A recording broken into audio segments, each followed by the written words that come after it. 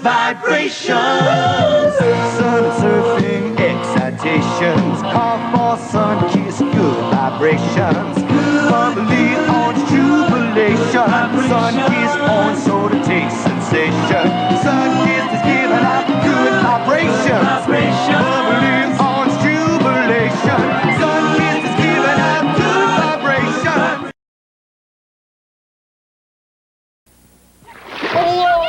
Billy, come back!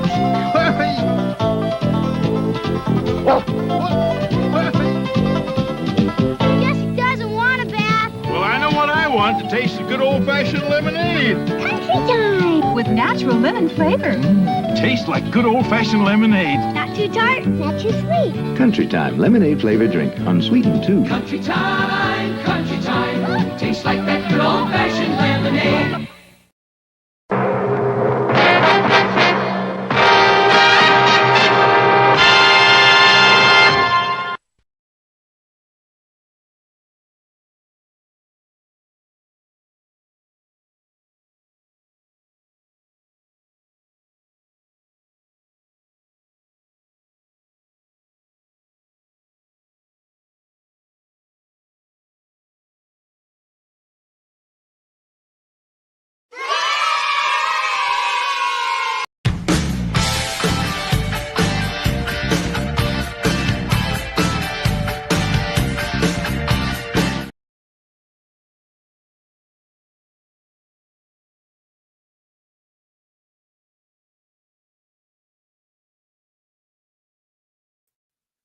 Of memories of days gone by as we forge ahead together in the game of life.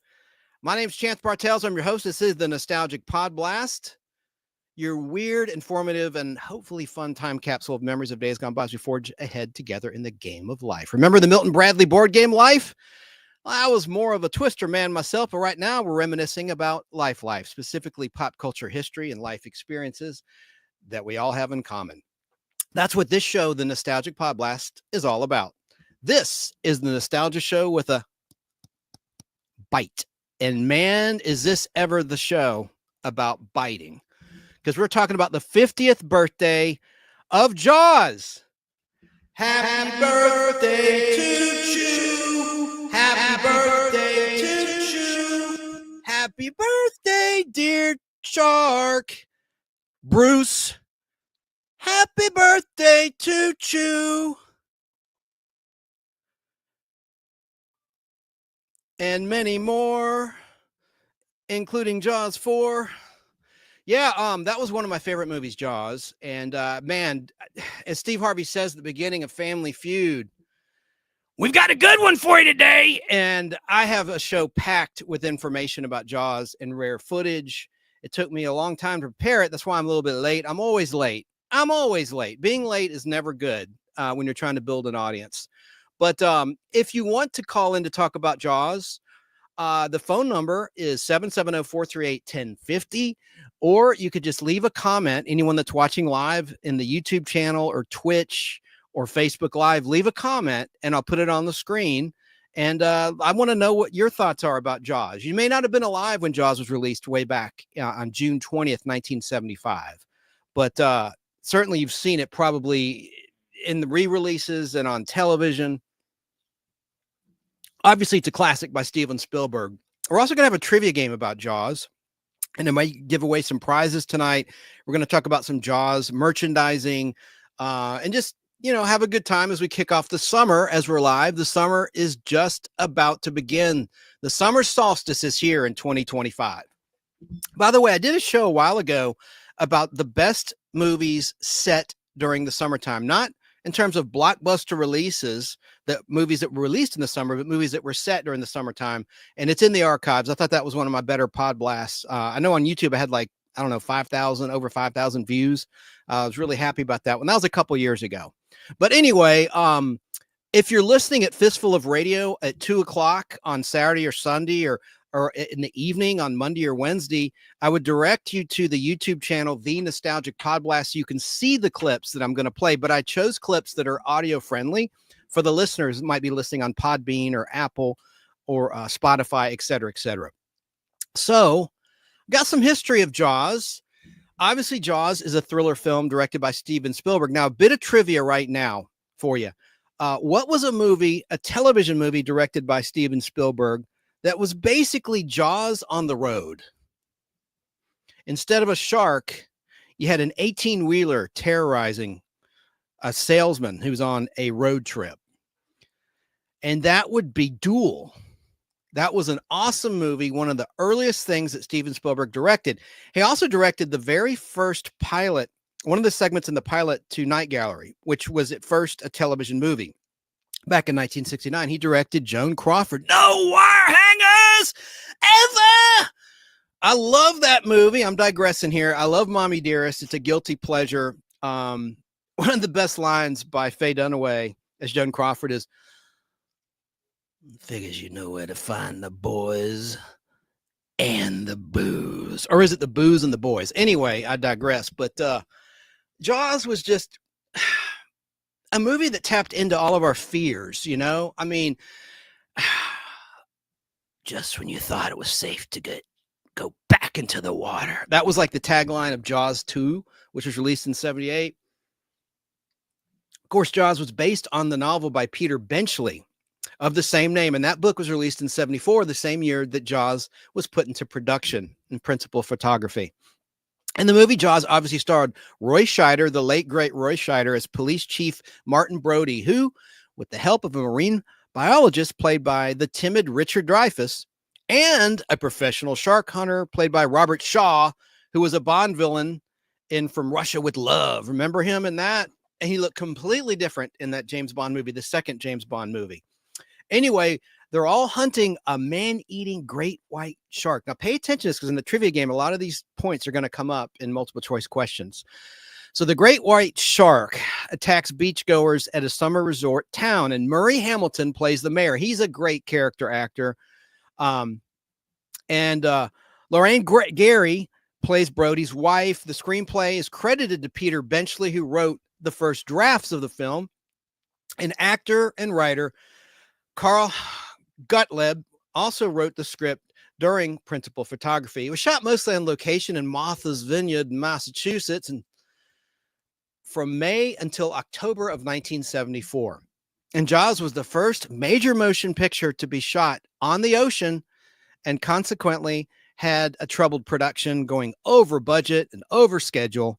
And of course, the mechanical shark was very problematic, and they named that shark Bruce. As the art department's mechanical shark often malfunctioned, and they used several sharks, Spielberg decided to mostly suggest the shark's presence, employing an ominous musical theme created by the greatest film composer of all time, John Williams, to indicate its impending appearances. Steven Spielberg and others have compared this suggestive approach to that of director Alfred Hitchcock. Universal Pictures released the film to over 450 screens, an exceptionally wide release for a major studio picture at the time, accompanied by an extensive marketing campaign with heavy emphasis on television commercials, or spots as they're known, and tie-in merchandising. Regarded as a watershed moment in motion picture history, Jaws was the prototype summer blockbuster. Now, what does blockbuster mean? Do you know what the term blockbuster means? Obviously, it means a hit movie. But the origin of it is you had people lining around the block to enter the theater, or lining up to the ticket counter to buy tickets out into the street and around the corner over several blocks. That's the origin of the term blockbuster. And Jaws was the first summer blockbuster. And also the film won several awards for its music and editing. The editing was so tight in Jaws, right? It was the highest grossing film of all time until the release of Star Wars 2 years later on May 25th, 1977 in limited release. Both films were pivotal in establishing the modern Hollywood business model, which pursues high box office returns from action and adventure films with simple, high concept premises. Released during the summer in thousands of theaters and advertised heavily, Jaws was followed by 3 sequels, none of which involved Steven Spielberg or the author Peter Benchley, as well as many imitative thrillers like Grizzly released in 1976, filmed in 75 in North Georgia and Clayton, Georgia. That's one example of several knockoffs. In the year 2001, the Library of Congress selected Jaws for preservation in the United States National Film Registry. Okay, so in terms of the box office, let me tell you, Jaws, and while I gather that, I have that information here. Let's watch the original trailer to Jaws, and I'll see if anyone's watching out there live and put some comments on the screen.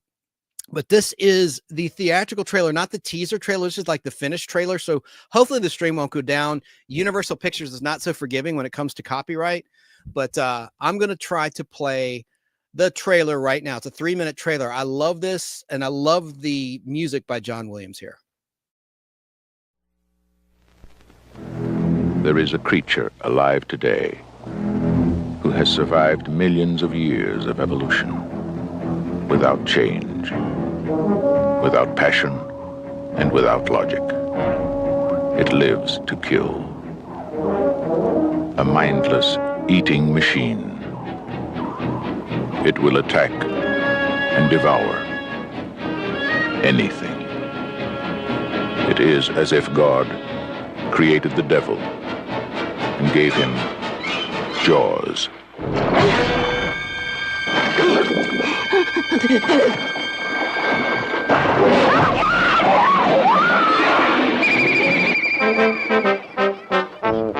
This is Universal's extraordinary motion picture version of Peter Benchley's best-selling novel, Jaws. I just found out that a girl got killed here last week, and you knew it.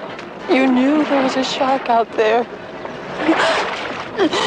You knew it was dangerous, but you let people go swimming anyway. Did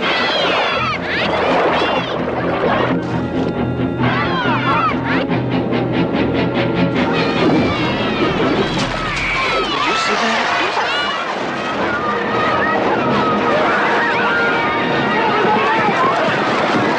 It's all psychological.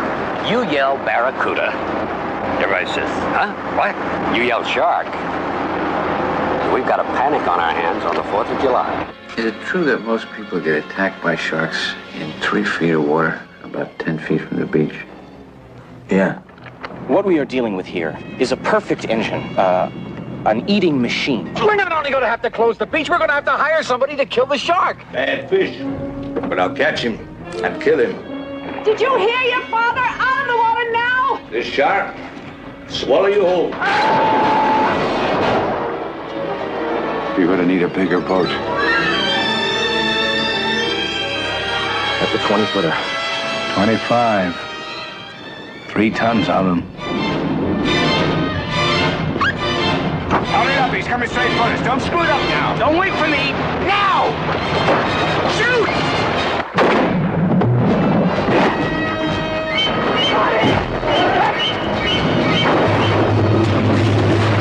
Watch his tail.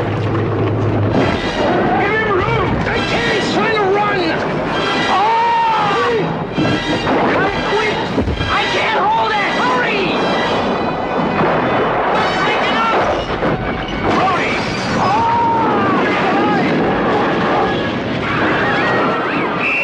Everybody out of the water. None of man's fantasies of evil can compare with the reality of Jaws. Roy Scheider, Robert Shaw, Richard Dreyfuss, Jaws. See it before you go swimming.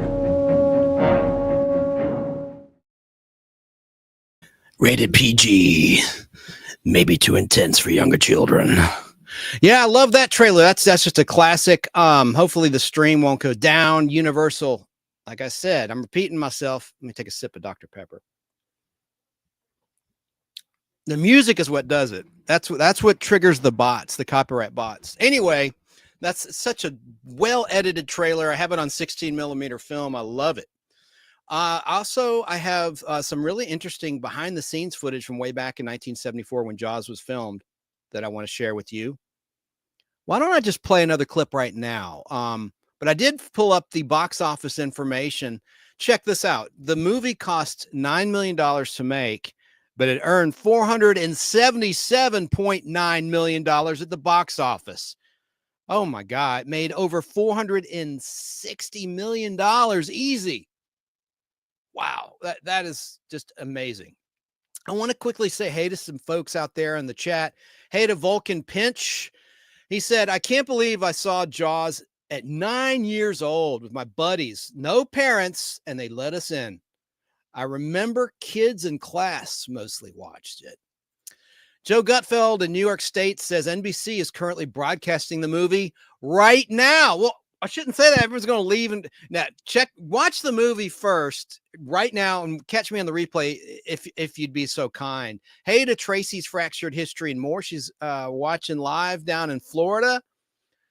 Never Give Up says, this is the stuff AI will never complete with. Real beach, no computer-generated shark. Joe Gutfeld said, you're going to need a bigger Podblast. Like, you're going to need a bigger boat.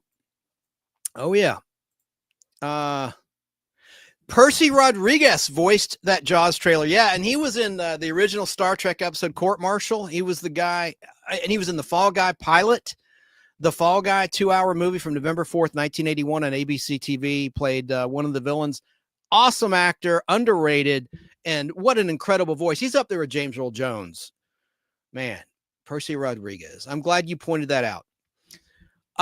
Introspective Gentleman said, Jaws was originally supposed to be released in December of 1974, but it was released in the summer due to the production problems. And hey, it all worked out. I mean, the plot and the timing is everything when it comes to a successful picture. Hey to Southern California, Sarah, my flock is everywhere. She says, hey, oh, thank you, Sarah, for popping in. Danny Staten in South Carolina is here. The one with Dennis Weaver, that is Jaws 3D. We'll talk about that in a little bit. With Lou Gossett Jr., he just won an Oscar for An Officer and a Gentleman from 1982. As the drill sergeant. Never Give Up said, anyone else get 3D sunglasses to watch Jaws on TV in the 80s? Yes, they had the blue and the red. Yes, I did. It was on WATL here in Atlanta, Georgia, channel 36. Hello to Michael Haywood. Hello to Laura Hunter. Let's see. Audio problems. Check. In the very beginning, I did. Hopefully it's resolved now. I hear Jaws bites. Yep. I see what you did there. Kay Moonen is here, also in Florida. Hey to you. All right, I think I'm caught up. People are saying hey to each other. Joe Gutfeld said, I used to have the Jaws board game. We're going to talk about some merchandising just a little bit. I took some pictures of some stuff. Let me get to that. But Keebler is here from Texas State, one of my power mods, along with Sarah. My flock is everywhere. Keebler says, the Jaws marathon was running on AMC, American Movie Classics, when I was in the hospital a week ago. Oh, very cool. Yeah. Yeah, they run a lot of commercials, don't they, on AMC? I like AMC. Hey, they're the ones that produce The Walking Dead. Great cable network. Okay. So cool. I think we're caught up with some comments. I just wanted to do that. Now let's look at another clip of some behind-the-scenes footage. And I agree. AI, I'm sure there will be a remake, but I think Sharknado was kind of like the ultimate parody of Jaws, if you will. But let's look at a minute and 20 seconds, thanks to Fox, of Jaws on the Beach in 1975. Jaws and about sharks and all that kind of stuff. I just saw that. So you did? Oh, you saw it? You read the book too? You saw the movie, right? Yeah. Did it scare you? No, not at all. What's your name? Sharon Dolan. Did you see the movie Jaws or read the book? Yeah, I read the book. Are you scared now to go swimming in the water? No, not really, because no shark's that big are going to come this close. You sure about that? No, but... Which shark's out there? Oh, we go skin diving out there sometimes and see them, My friend follows them. And, down at the bottom, there's some smaller ones. But I don't know, not that much. So you're used to it and you're not scared? Yeah. That's right. I'm not saying it. And somebody's out there yelling sharks now, right? Brought books over to me. Okay, what's your name? Nancy Timar. Okay. Now, you read the book Jaws. Did it scare you? Are you afraid to go in the water now because of that? Yes, definitely. Really? Yeah, well, I used to go on the beach and in the water when I was 12, 13, 14. And I just read the book because my roommate read it and said, you have to read this book. And after the first couple of pages, I said, I'm never going in the water again. And you really mean it? Yeah. We couldn't get you to go in the water right now? No. No way. No way. Definitely not. There you go. There you go. Hey, and it looks like the trailer knocked out my Facebook feed. Oh, well, we'll just be on YouTube only right now. So that's a pretty cool little clip there. Thanks to the Fox Archives. Now, let's look at a clip of Roy Scheider, 13 seconds from 1974 on the set of Jaws. I love this little clip. One of the reasons why it takes such a long time to make a picture like Jaws is because it's not the time it takes to take the take that takes the time. It's the time it takes between the takes that takes the time that takes the take. And he was really frustrated with the problems with the mechanical shark they named Bruce. Let's look at another clip, and I'm going to try to get back on Facebook here. This is from 1975 with, you're not going to believe this, Geraldo Rivera. This is a really nice little interview right before the movie was about to be released on June 20th, 1975. Let's look at this right now. We have a preview of the movie Jaws that includes the author of the book, Peter Benchley, and the star of the movie, Roy Scheider. Jaws, the chilling story of a prehistoric eating machine is first, and here's a sampling of the movie. This is a great white, Larry, a big one. And any shark expert in the world will tell you it's a killer, it's a man-eater. Look, the situation is that apparently a great white shark has staked a claim in the waters off Amity Island. And he is going to continue to feed here as long as there is food in the water. And there's no limit to what he's going to do. I mean, we've already had 3 incidents, 2 people killed inside of a week, and it's going to happen again. It happened before. The Jersey Beach, 1916, there were 5 people chewed up in the surf. In 1 week. Tell them about the swimmers. A shark is attracted to the exact kind of splashing and activity that occurs whenever human beings go in swimming. You cannot avoid it. You open the beaches on the 4th of July, it's like ringing the dinner bell, for Christ's Look, sakes. Mr. Vaughn, I pulled a tooth the size of a shot glass out of the wrecked hull of a boat out there, and it was the tooth of a great white.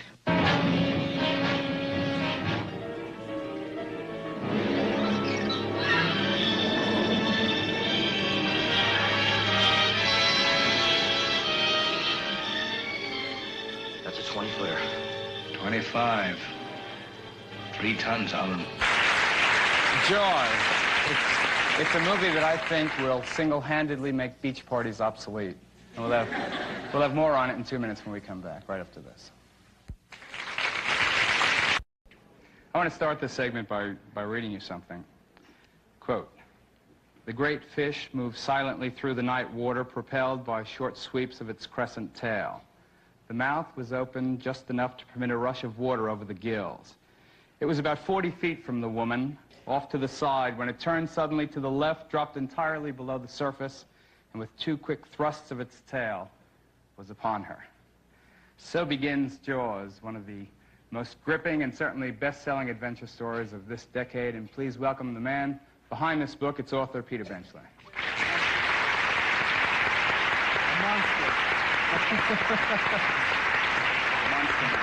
Well, Miss Shelley. How did you and sharks get together? I was a kid in Nantucket, and we would go fishing. Once a year, my father said he'd spring for 1 day fishing for swordfish. And swordfish were as rare then as they are now. And we'd go out and look for swordfish and catch none, but we'd see the sharks littering the ocean. And we began to catch them. For lack of anything else, you pay $100 a day once a year, you might as well catch something. And so we started catching sharks, and I got fascinated with the length of time it took them to die and the way they behaved and the general air of primitive malice that, or malevolence, I guess, that surrounded them. And I read as much as I could about them and learned a lot. I read the book last summer. I happened to be out on the eastern end of Long Island where the book is approximately set, and it was a scary thing to read it on the beach, and I guess that's where a lot of people out there were reading it.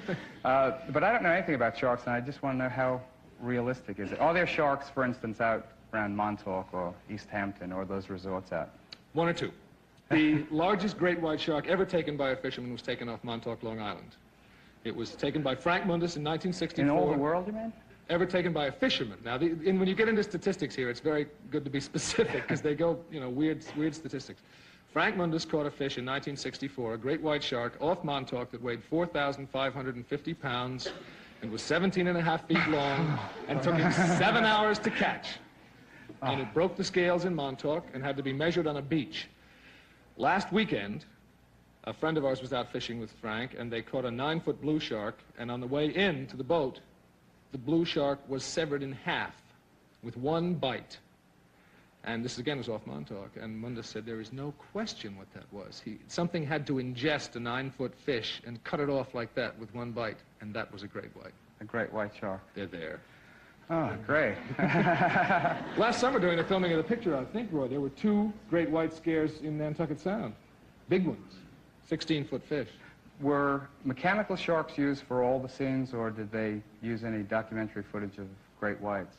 They went to Australia for 6 weeks before the first unit shooting. Mechanical sharks? Never heard of it. Never.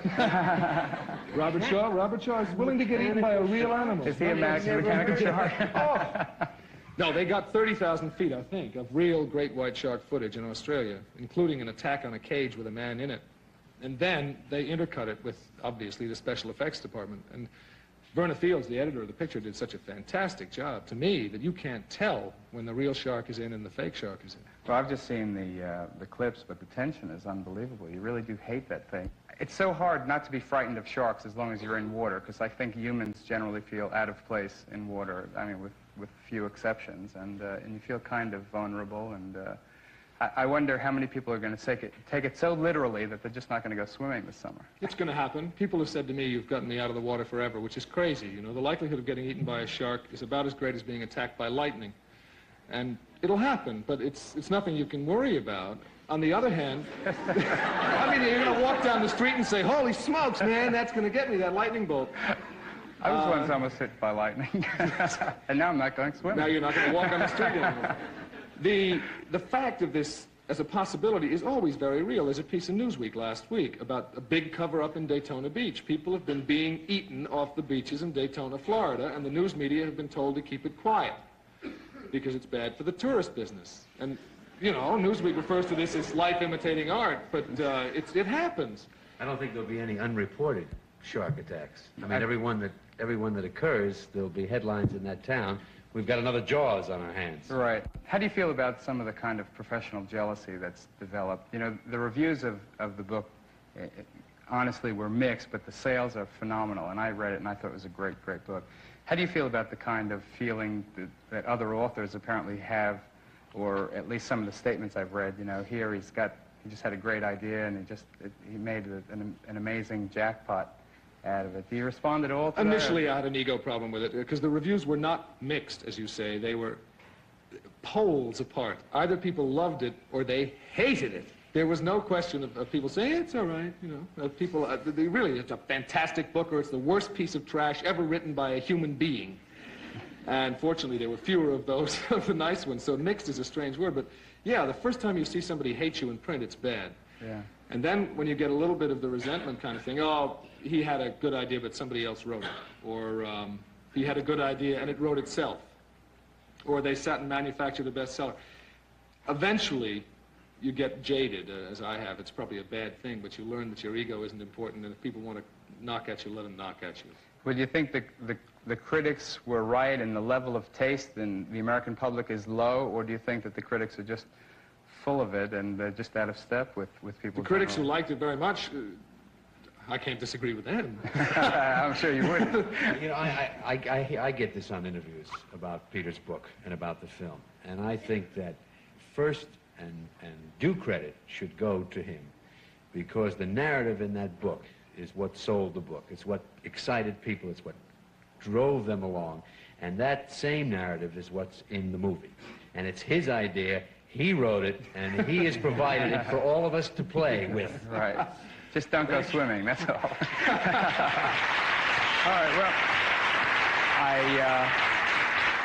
thanks to both of you for being on. I wish you even greater success. It's a great movie, and I'm sure that it'll be a smash at the box office, and I'll be there when it opens. Thanks for being here. Thank you. Roy Scheider and Peter Bencher.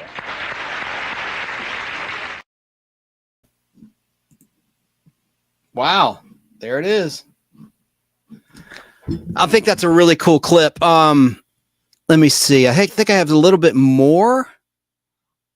No, I'm going to play this now. Here's Steven Spielberg back in 1975 talking about the mechanical shark. Bruce, this is with the great Dick Cavett. What did you do with your non-working shark problem? Did the shark's mechanical specialist have to rebuild the thing constantly? Well, the first mistake with the shark was they made a big mistake and they built it for fresh water.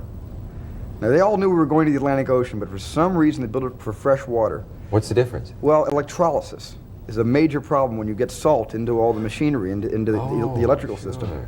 And so they tested the shark for the first time in the water, and we had at least 20 boats of tourists who had gathered around an area to watch the shark work. And we had the shark on a huge 90-foot platform, 30 feet underwater, and at the press of a hydraulic button and pulling a lever back, supposedly the shark comes shooting out of the water head first. And this has absolutely happened because David Brown and Dick Zanuck were there watching with me. The shark came up tail first. It just came up tail first, and it was like it was like a 25-foot moon. And all of the tourists out there essentially, went back. I guess reread Peter Bettersley's book in hopes that the book would be more exciting than the movie. But that was the first test of the shark. It was a total disaster. We never fixed the shark, but in the cutting room, I was able to use so little of it and imply so much more that when you finally do see the shark, it's a little bit lethargic, and that's where the story demanded that I show more than just the dorsal fin. And that was the last few minutes of the movie. Nobody suggested using a real trained shark or anything. They did, as a matter of fact. They did suggest Serious? that. We, Dick Zanuck, who is an amazing guy, I think he's one of the best producers in the world today, and he had a great old Hollywood idea. He said, why don't we use a real shark, but when we shoot all the scenes with Richard Dreyfuss in the cage, we'll use a midget in the cage and build a half-size cage, so it'll make a 15-foot great white shark look like a 30-foot great white shark. So I said, well, why don't we try it? So the Universal spent some money, and we actually went to Australia with a midget who told us that he knew how to scuba dive. As a matter of fact, I was interviewing midgets one day for this part. Absolutely a true story.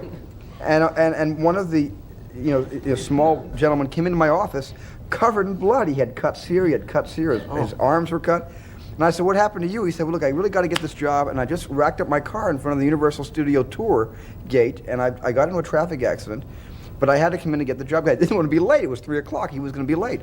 So we had the ambulance attendants come around to my office to take care of him.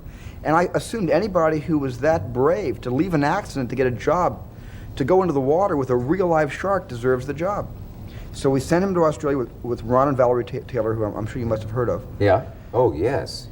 You see them in film. You see her down among the sharks. Blue Water, White Death. Yeah. Yeah, she plays with the sharks. Yeah. So, it's like a Joan Emery of underwater, that sort of thing. You realize how many bleeding midgets are going to audition for you now? Well, the thing of it was, he was drinking coffee one day after 2 days of having no luck even finding a great white, and there were some very bright metallic miniature cages in a small boat being towed by the larger boat in Australia. And one of the sharks, being attracted by the lure of this silver, came out of the water and bit the cage in the boat and took the cage out of the boat. And the guy suddenly was no longer there. The midget was gone. They couldn't find him. He had locked himself into the head of the ship and wouldn't come out. And Valerie had to take a butter knife and unlock the door and make him aware that he was being paid $10,000 to perform That's Incredible. Are you saying that the shark reached up into the boat and took the cage, or a cage that was being dragged? It was a cage that was being dragged that the shark got hold of and tore to pieces. Yeah. The cage that he was going to go in. My image is that sharks get up into the boat that I'm in and start after me. I've had that. Yeah, that's the best thing to do when you see a shark, if you're in the water, is the first rule is to get into the center of a large city. That's my advice. Well, Jaws 3 is about a land shark. It's about a shark who is killed in Jaws 2, becomes a ghost, and haunts the city. One of the dread land sharks. I thought they were all agents. Oh, but seriously, folks. Seriously, folks. I love that interview. Dick Cavett is probably my favorite interviewer of all time. He really gets to the heart of the matter. Here's another. This is a really brief clip of Steven Spielberg on the set, 3 minutes long, talking about Jaws. Jaws is one of the hottest properties in the film world this year. The book was an instant hit in America, and the film rights were commensurately costly. To shoot for 13 weeks at a budget of over £1 million is something of a rarity these days, so the producers, Richard Zanuck and David Brown, must have a lot of faith in their property, and even more in their director, Mr. Spielberg, who is only 26 years old. In America, he's already provided them with a financial and critical success in Sugarland Express, which he directed. He won the award for Best Screenplay at the recent Cannes Festival. Age never seems to have daunted Mr. Spielberg. At 20, he was directing episodes of Columbo and Hollywood. At 22, he made Duel, the story of a motorist being chased by a lorry, which got rave reviews when it was eventually released here. And now Jaws. It's lunchtime, and the afternoon dialogue is being doctored a little. No, because he'll be so energetic. He'll be screaming and yelling, "It's a great white, it's a great white, I knew it all along." And there's only room in there for one quick line, expository line about the mate. The mate. Where's the mate? Is dead. We'll have to Where's tow the the body? boat back. Why is the boat torn to pieces? Because it's a great white shark. And then all we have to do is cut out. Where are they feeding? The story begins very slowly with this man pulling out of his middle-class neighborhood and onto city streets. And the film unwinds rather than happen. And the film unwinds in such a way that for me anyway, each incident had to be more exciting and more tempting than the one just before it. So we snowballed into a climax. You seem to get very strong performances and naturalistic performances from your actors. What's your technique? I don't know if it's so much of a technique. I asked the actor to, for the most part, to give me too much, so I can then take it down to a level that I feel is believable. I don't like casting actors who are low-key people. I like people with energy. So in the initial casting, I think that half of what a director does is cast his picture well, and the other half is you know the control of the people within that. But I think half of the secret, when you do see a good picture and you like the people, it's in the casting.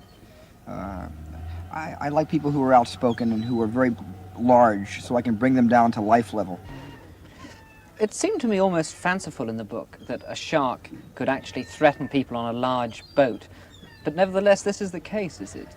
Sharks have... Here's an interesting example. When we were shooting the Australian sequences of the great white sharks, one of the great white sharks jumped into the cage boat and sank the cage boat and sank the cages. The shark grabbed between its jaws, which can close and squeeze at 21 tons per square inch, grabbed and twisted a cage and then sounded with the cage.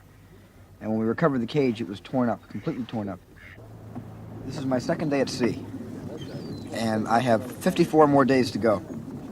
And if I survive this, I'll have learned a lot, because right now, all I can tell you is it's twice as slow shooting at sea as it is shooting on land. Because when you set your camera for a shot, invariably the boat, which began here, is over here when you're ready to shoot. With you know, tide and wind.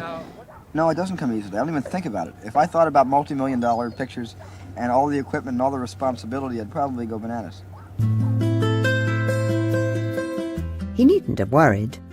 Jaws would go on to become 1975's biggest film, earning more at the box office than the rest of the top 5 put together. I love that. What a great little documentary. A mini documentary. Okay, I do want to play. I got so much more. We have a trivia game coming up. Joe Gutfeld watches on Facebook, and I'm not on Facebook right now because of the trailer blocking me. I'm sure our friend Al Hardy will call me after the show. Hey, you know, you're down on Facebook. I know. It's okay, because Facebook automatically deletes videos after 30 days anyway, so I'm not upset about it. I mean, it stinks, but you know what? The show must go on, and thank God for YouTube. I cleared these clips with YouTube with their copyright tool. Little inside baseball there. So I didn't take into account Facebook, and Universal has an Insta block on that trailer for Jaws. Anyway, I'm going to play another clip now from 1975. I just love this archival footage. And then we'll talk a little bit more about Jaws and play a Jaws trivia game. But let's look at this clip. It's really a way. It's the only medium where you can recreate the end of the world or the beginning of the world just because you had a strange dream one night and you made a deal with a strange producer who wants to make a film like that, and then you realize the film, and a year later, this strange little figment of your imagination becomes 70 feet, 40 feet, boffo business. Right about here on the spot, and we began barnstorming ideas on what to add to the book, what to take out of the book. It was right here in this rock we decided to lose the love interest, which we felt deserved a movie of its own, and was kind of made impotent because it was in a movie that was a straight line adventure film about the shark and the town and the hunt. And so we made some major decisions sitting right here. And two of the moments in the picture that literally get the audience screaming and jumping out of their seats were thought of right here. I consider the movie a sequel to the novel rather than an adaptation. It's very, very hard. I had never experienced adapting a novel before, and and Peter Benchley, who wrote the first 3 drafts of the screenplay, admitted finally that a screenplay and a novel are two different kettles of fish. It was a very exciting movie to make. It was a frightening film to make. Most of the fear came because it was a physical production. We were out on the water with big waves and trying to keep the camera boats and the generator boats and the lighting boats and everything that had to be anchored down to a 30-foot sandy bottom, at the same time being tossed and turned by a very heavy sea, keeping all that situated and trying to hold composition, because I'm sort of a stickler for composed frames, and I found it on Martha's Vineyard, especially in the Nantucket Sound, you really can't compose very much, because when you put your camera here to shoot the boat over here, 10 minutes later the boat's over here dragging anchors, and you have to pull back up on the anchors, and that's an hour later. So we average about 35 seconds of film. Working in the sea 4 miles out, where you're working between boats that are slapping against each other with divers in the water. Well, just by reading the book, the last, I think it was 110 pages of the novel, The Hunt for the Shark, was so enthralling and so suspenseful. Yeah. It's frightened me so much. And I was so angry at being frightened that I wanted to frighten back. I'll make this movie and scare them all. All directors think they're immortal, All cameramen do too, because they're behind the camera, and there's a great story that a camera operator told me that really typifies feeling immune to those kind of dangers when you're making a picture about real life and fictionalizing it, or even a documentary. And this camera operator was photographing a demolition site where a huge steel ball was being levied into buildings, and the buildings were crumbling. And the operator, who was also the director, asked if the steel ball could be swung toward the window 20 stories up into the building about to be demolished, so he can get a shot of the ball coming close to the camera.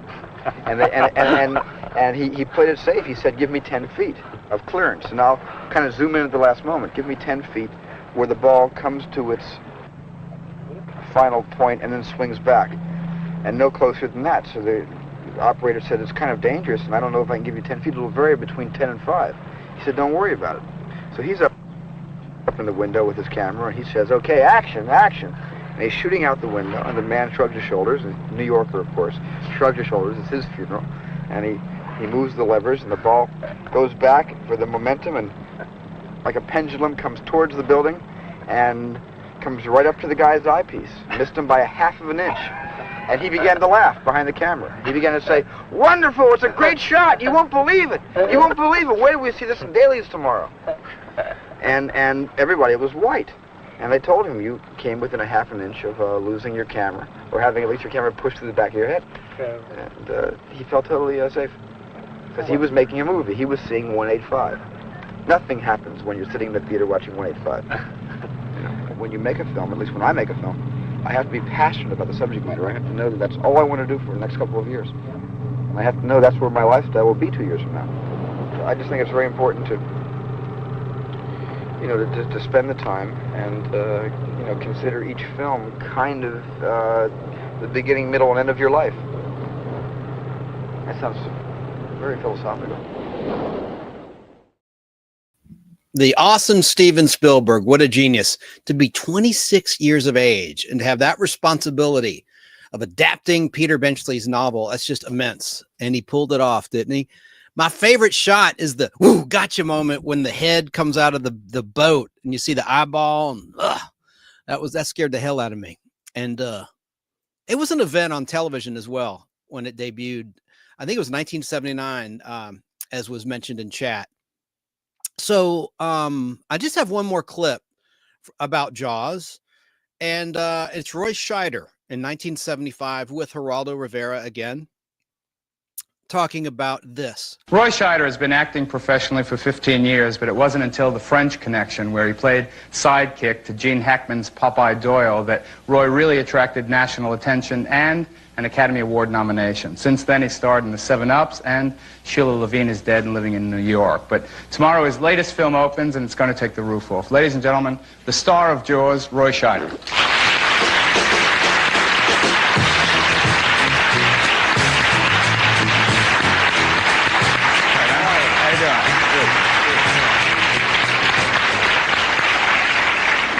How you doing?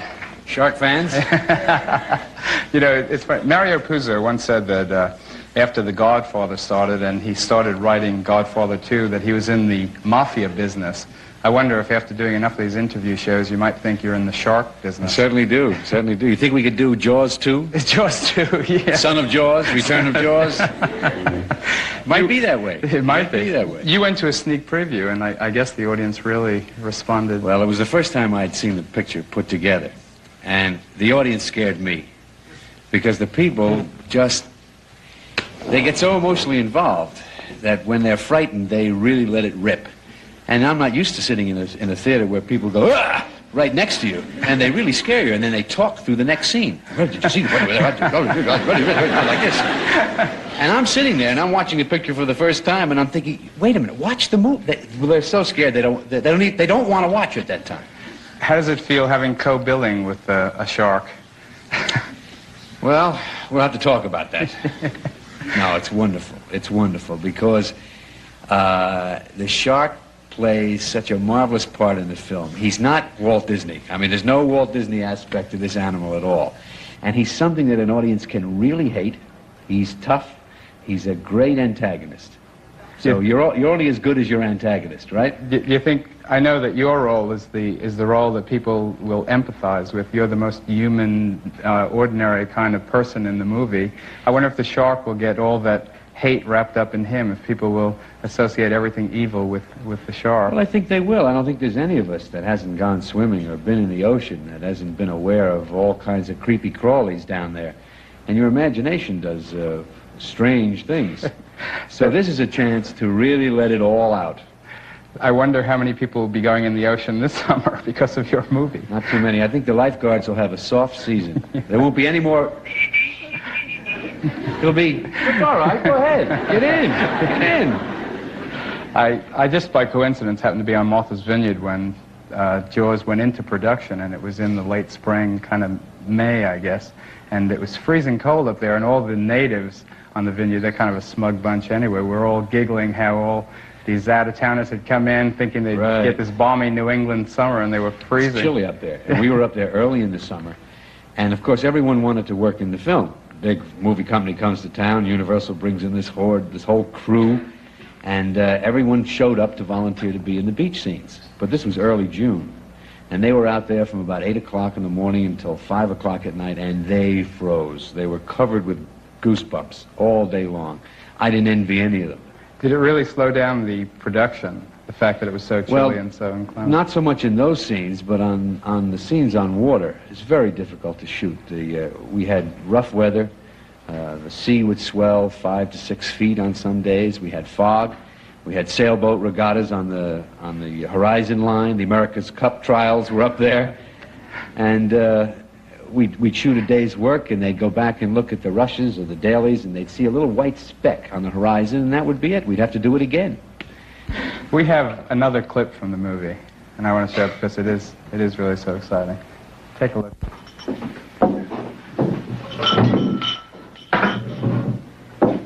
My husband tells me you're in sharks. Excuse me. Well, yes, I've never heard it quite put that way, but yes, I am. Is it true that most people get attacked by sharks in 3 feet of water, about 10 feet from the beach?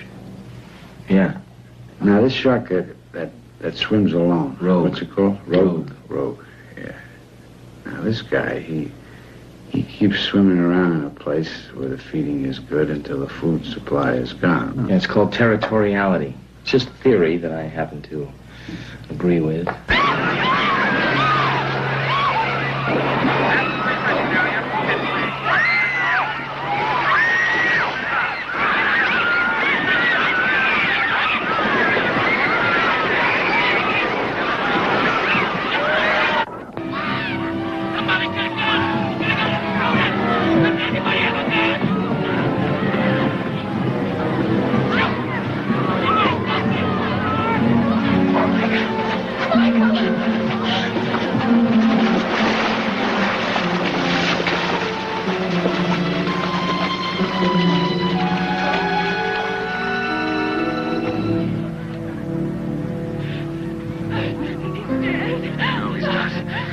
shark.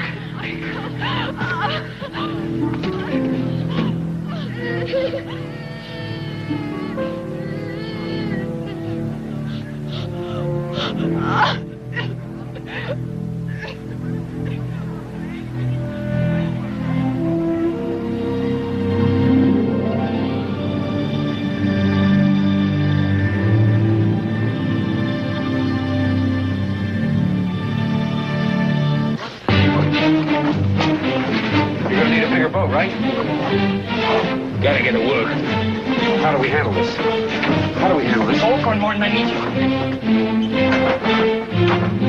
He's circling the boat for it. Cooper, hurry it up now, tie it on. Hurry it up, he's coming straight for us. Don't screw it up now. Don't wait for me. Kill it. Kill it. Now!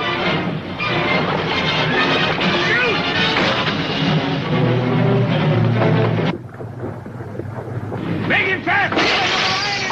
I can't. He's trying to run.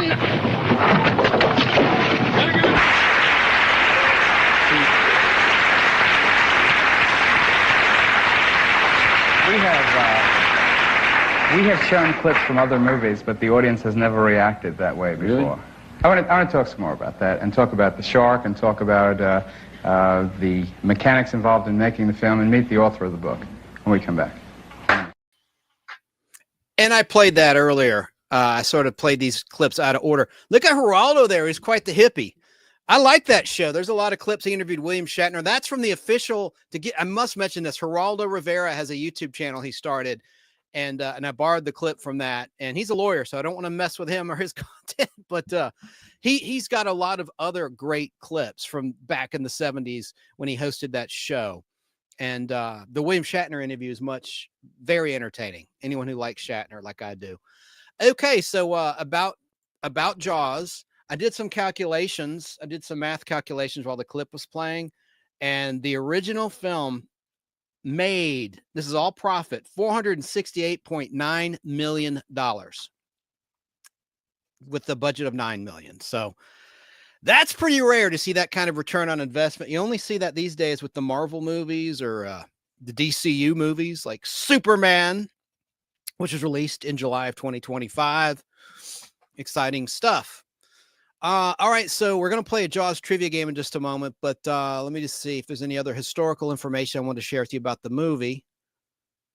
I think the clips kind of pretty much covered everything I wanted to discuss.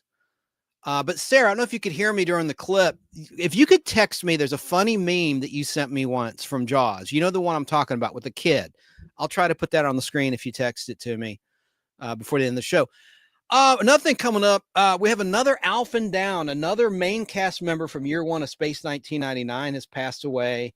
I'll tell you who that person was, and I pulled some more clips to show this person's acting from that show.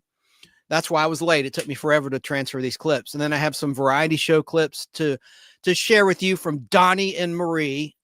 Yeah, I'm one of those dorks that watched that show when I was a little kid. I love that show, and I really think that Donny Marie should have a Pluto TV or some sort of streaming 24/7.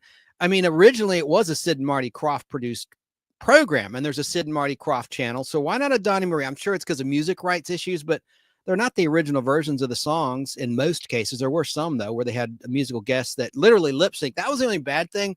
There was obvious lip syncing going on, but it was still Donny Marie singing. But I digress. We're talking about Jaws. And Jaws turned 50. So once again, I'm not sure if my mic was on before. Happy birthday to Chew. Happy birthday to Chew. Happy birthday, dear Shark. Dear Brucey. Happy birthday. Happy 50th birthday to you. Chew many more. Even in Jaws 4. Anyway, or I should say kill many more. Even in Jaws 4. But yeah, I mean, it's a big movie, big part of our lives. Even if you're like Sarah, who's born in 82, long after the release of Jaws, she saw it. She's been commenting in chat about her appreciation of the film and Jaws 2. Real quickly, I have a trivia question for you. This isn't part of the main game. Let me get to my questions, though. All right, here's a trivia question for anyone in the chat. Joe Gutfeld. He's just a Facebooker. Unfortunately, he's always the person out there asking me for more trivia, and I put this together just for him in mind. And now he's probably not even there because he's just watching on Facebook Live, and the trailer blocked my Facebook Live feed. Let me see here. Okay, here's a question for the chat. Tracy, if you're still out there, Sarah. Did Topps Cards make a Jaws Topps card set? That's a 50-50 shot. Yay or nay? You have a 50-50 shot at getting it right.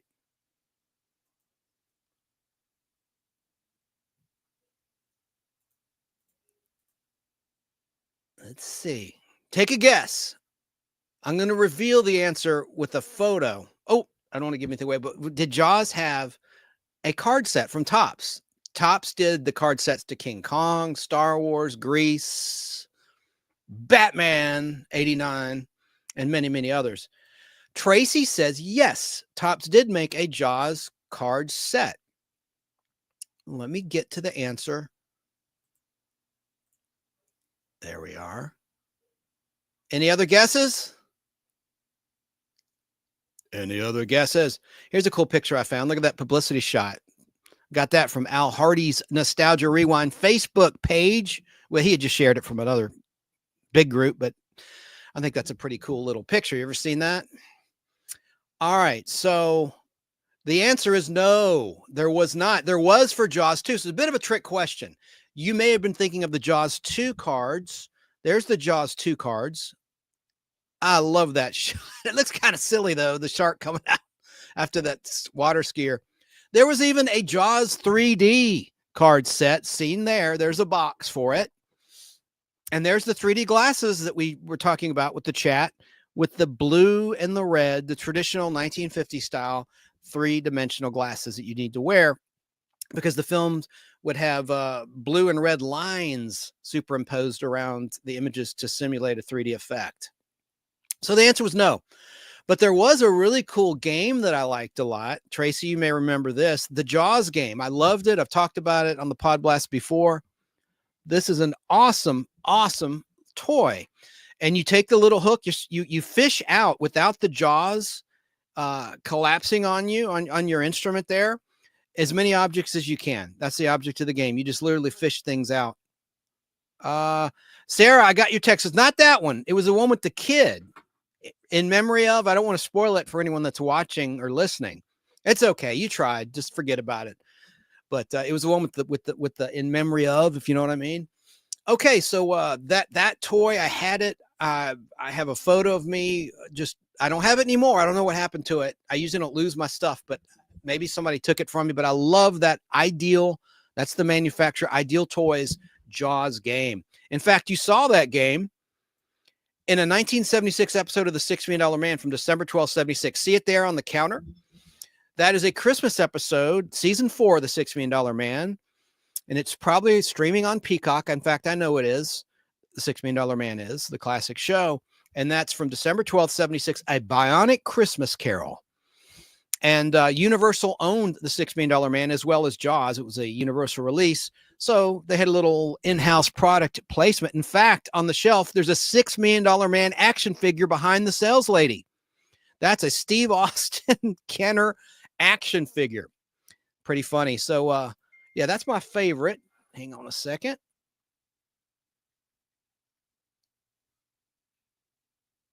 Yeah, it's okay, Sarah. Don't worry about it. All right. So, let me show you some other images I pulled. This was my thumbnail image, and this is the one I have now. Let me just try something here. Let's see. Ah!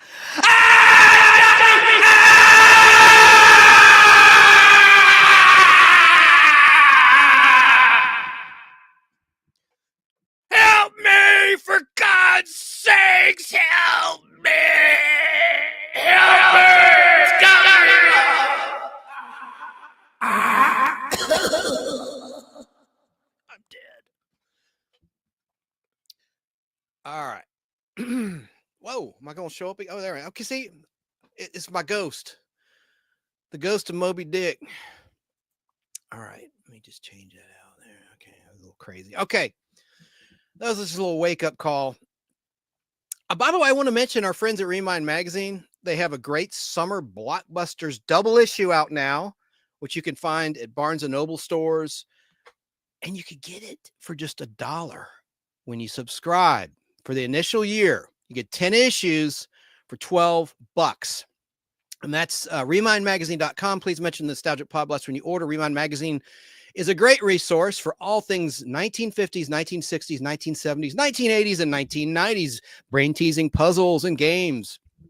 Great partner. And that's an awesome magazine loaded with interviews and a lot of fun. And then you see Bruce the Shark right there on the cover. Okay, so let's see here. I love the old wax packs. Yeah, Jaws 2 was pretty good. Let's talk about that really briefly. The sequels. Janat Schwartz directed that. He directed Supergirl and many other things like Somewhere in Time, a lot of classic pop culture movies like that. But I'm like you. I like Jaws 2 pretty good. I liked Donna Wilk. She had a great scream. She was the girl on the boat, traumatized. He goes, shh, shh, shh, shh, shh, shh, she's paralyzed in fear, right? Shark! I love that moment. And Donna Wilk, I must say, she did a great Incredible Hulk episode in season 2 of that show, playing a teenage alcoholic. It was kind of a rip-off of Diary of a Teenage Alcoholic TV movie. But she also was in the first season of Hello, Larry, which was a spinoff of Different Strokes. And she played one of the daughters, not Ruthie. That's Paris Hilton's aunt who played Ruthie, but she played the other daughter. And then in season 2, they recast her with Erickson, who was one of the little stars from Little Darlings. But Donna Wilk was in Jaws 2. Let's look at the Jaws 2 numbers really quickly. In terms of the box office, Jaws 2, and we'll get to our trivia game right after this. Jaws 2 was released also in June, but in June of 78, June 16th, 1978, whereas the original Jaws was released on June 20th, 1975. It was almost 2 hours long. It's 116 minutes. The budget was $20 million, more than twice the budget of the original Jaws, and it earned $208 million. Wow. So it almost earned another $200 million in its own right. Really good stuff. And it was based on the Peter Benchley novel, obviously.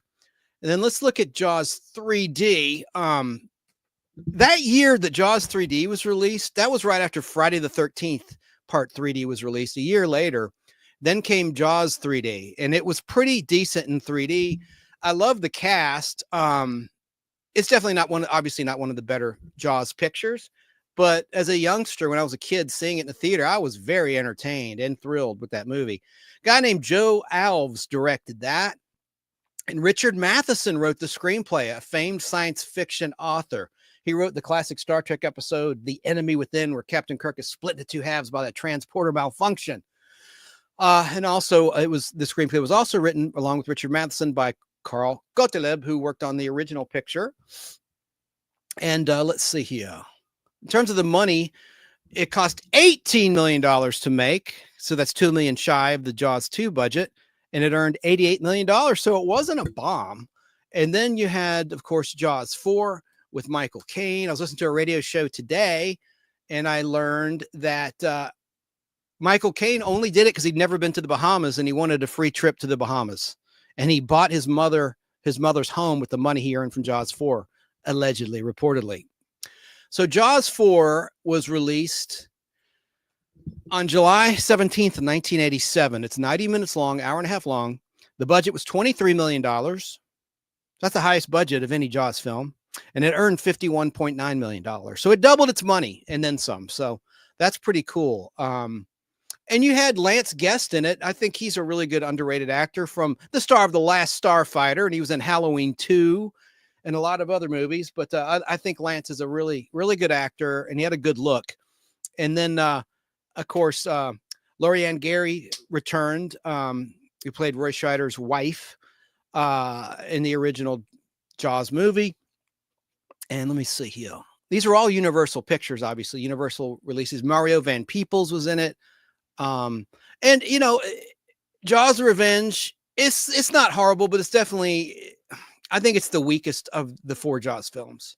My personal favorite is, of course, the original, then Jaws 2. Just pretty much in order of release is how I rank the Jaws films in terms of my favorites.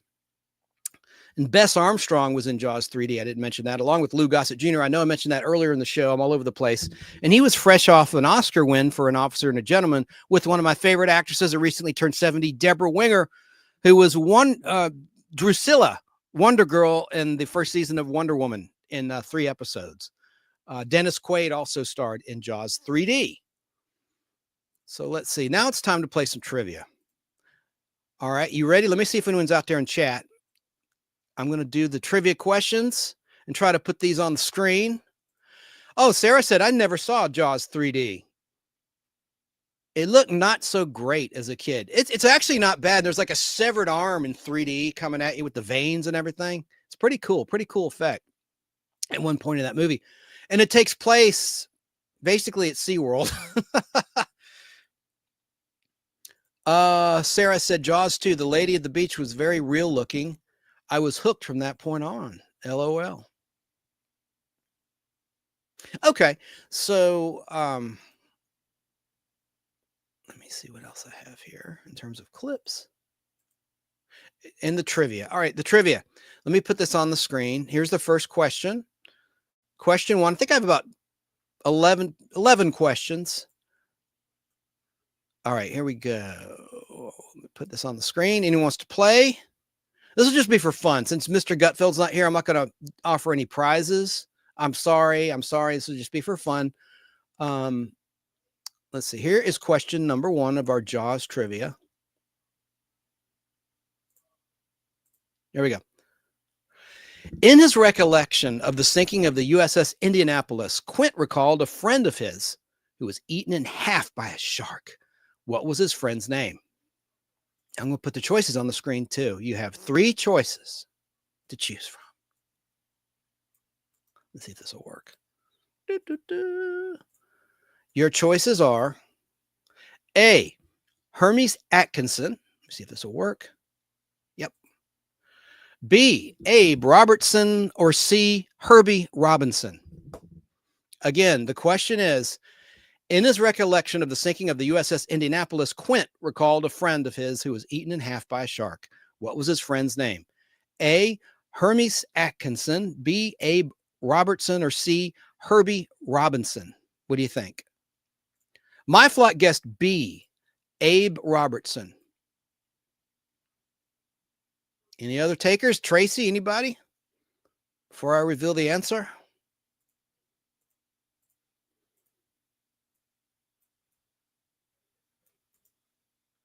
All right, well, here comes the answer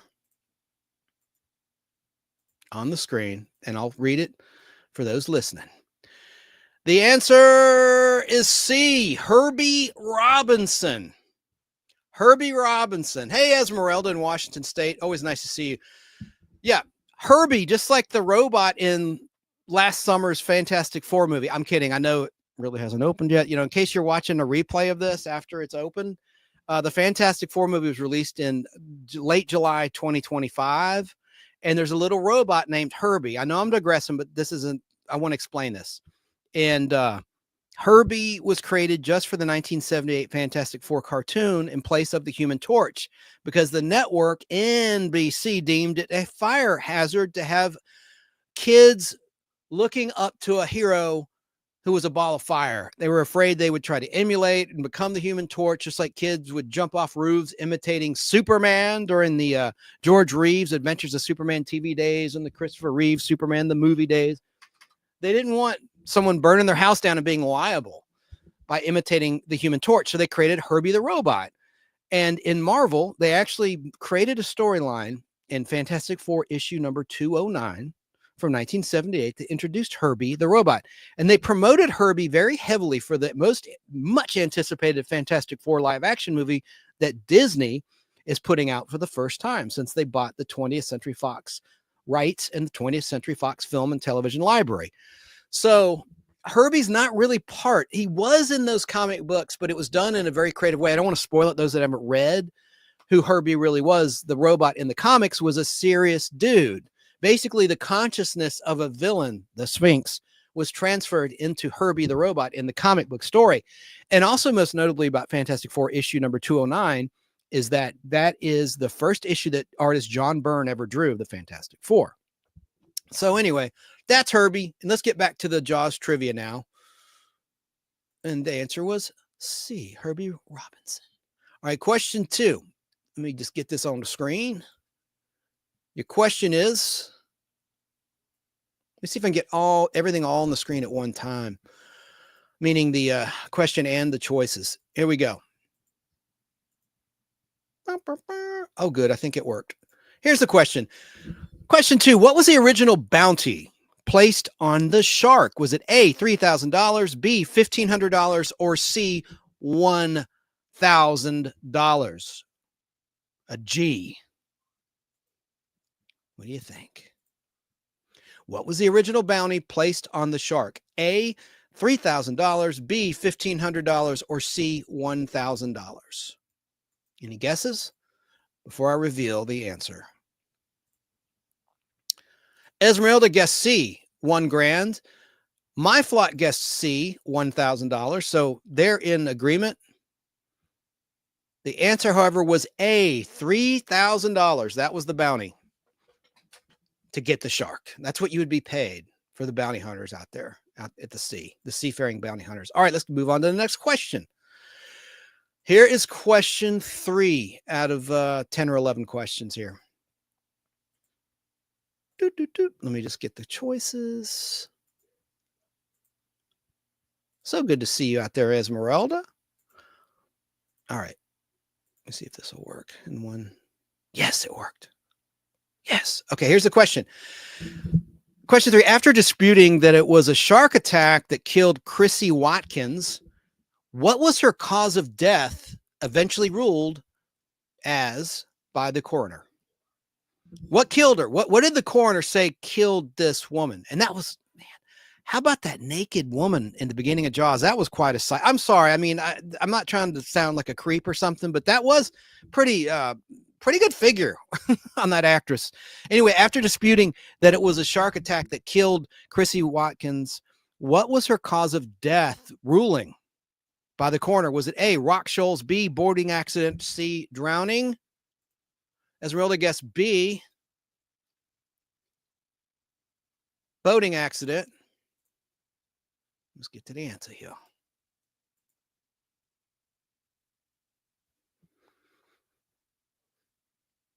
Yep, you got it. You got it. You got it. It was B. It was B. All right, next question.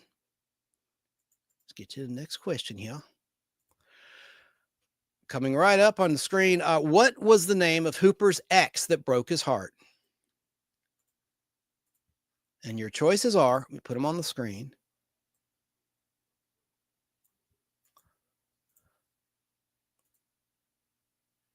This isn't such an easy quiz, is it? Some of these questions are very difficult. You have to really know Jaws. So what was the name of Hooper's ex that broke his heart? A, Mary Ellen Moffat, B, Marie Moffat, or C, Mary Sue Moffat? Let's take a stab at it. Esmeralda guessed A, Mary Ellen Moffat. Well, let's reveal the answer.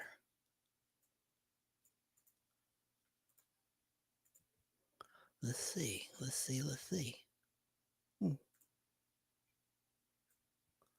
Well, Esmeralda,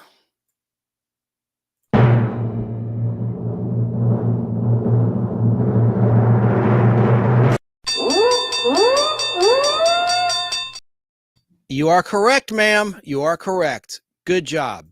Good job. The answer was A, Mary Ellen Moffat. She is the one that broke Hooper's heart. All right, let's get to the next question. Question 5. What type of shark was discovered by the fishermen that proved not to be the real shark? And I will give you 4 choices. Just put this on the screen. Anyone that's watching on their television or on their device.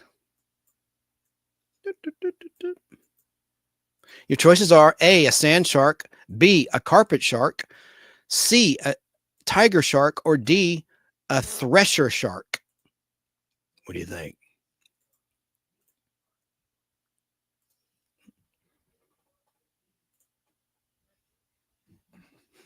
Any guesses before I reveal the answer?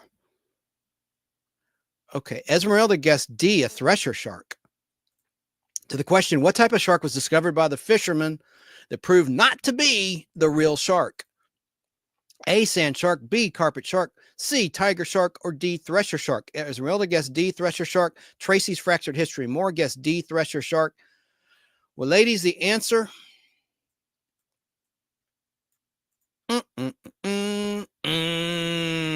it is a tiger shark, D. The shark swallow you whole. The real shark. It was tiger shark. All right, and we're playing for fun, so there's no wrong answers here. You know I love you, no matter what. Here's question 6. Let me get the choices right here. I've already said this. This is an easy question. Easy question. Anyone's been here paying attention to the interviews that I played in the clips. What was the regularly failing mechanical shark called by the production crew? Was it A, Bruce, B, Roger, or C, Joe?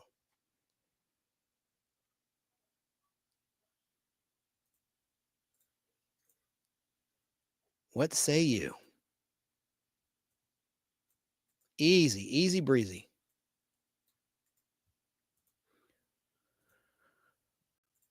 Doc Bruce Banner, delted by gamma rays, turns into the Hulk. It is A. You're right, Esmeralda. Bruce, as in Bruce Banner. Bruce. Let's get to the next question.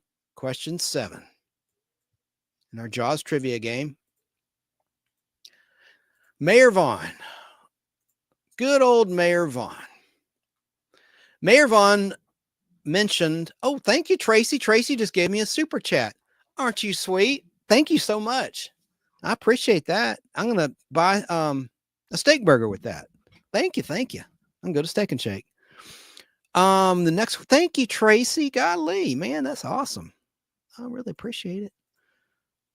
Question 7. Mayor Vaughn mentioned a type of fish when discussing the panic caused by shark attacks. Which was it? What was it? JC News now. What's up? Let me put the choices up.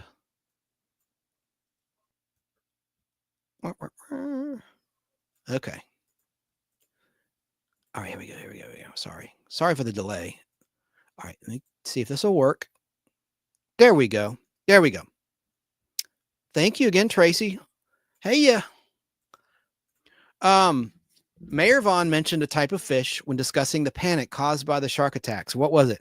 A, barracuda, B, orca, or C, moray?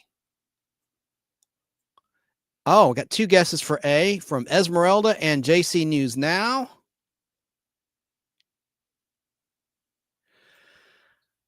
Oh, barracuda. Like the heart song. And you're right. It is. Ow, barracuda. Can't sing. Hang on. It is barracuda. Put the answer on the screen as proof because I pre-prepared our trivia game. So I can't possibly be cheating. I would never cheat my audience. My audience. The audience is listening. Answer is barracuda. Barracuda. Okay, so now here's the next question. Question 8. Anyone that knows Jaws, they'll find this question really easy. And here it is. Question number 8. Coming right up. Right on your screen, anyone that's watching. What was the name of Quint's boat? A, Ahab. B, Manticore. C, Orca. Oh, shoot. I put the answer up. Never mind. It's Orca. Okay, like that terrible movie with Richard Harris. Oh, dude. Never give up. Guess C. Oh, man. I'll make sure I don't make that same mistake. Dang. Yeah, it was Orca. Okay. Man, let me get to the next question. Oh, I'm bad. Okay, I don't have the answer now coming up on the screen. But here's your next question. Bingo. What was the estimated length of the shark? A, 25 feet, B, 35 feet, or C, 30 feet?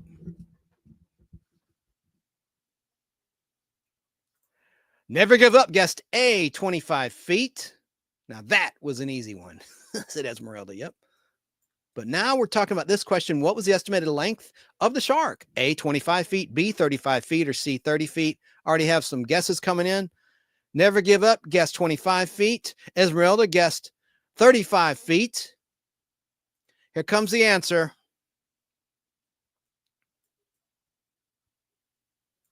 Any other guesses? Sarah, anybody? Bueller. Well, the answer is A, 25 feet. So nice job, Never Give Up. You paid attention to that movie, Jaws. Let's get to another question in our Jaws trivia game. Dun, dun, dun. I almost put the answer up again. Okay, and this will be, well, I'll have another question after this, but this is we're starting to wind down our trivia here for Jaws. Here's the next question. What was the shanty that Quint kept singing throughout the movie? A, Spanish Ladies, B, Pay Me My Money Down, or C, All You Pretty Girls? 25 feet, that's right. And I already have a guess from Esmeralda. A, what was the shanty that Quint kept singing throughout the movie Jaws? A, Spanish Ladies, B, Pay Me My Money Down, or C, All You Pretty Girls? I got a couple A's here.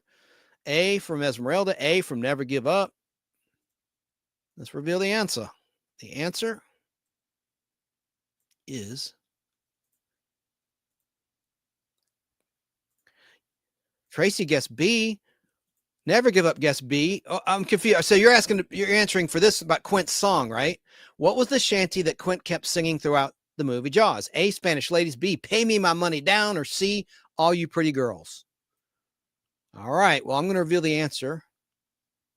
The answer is A, Spanish Ladies. That was the song. There you go. Yes, B, final answer.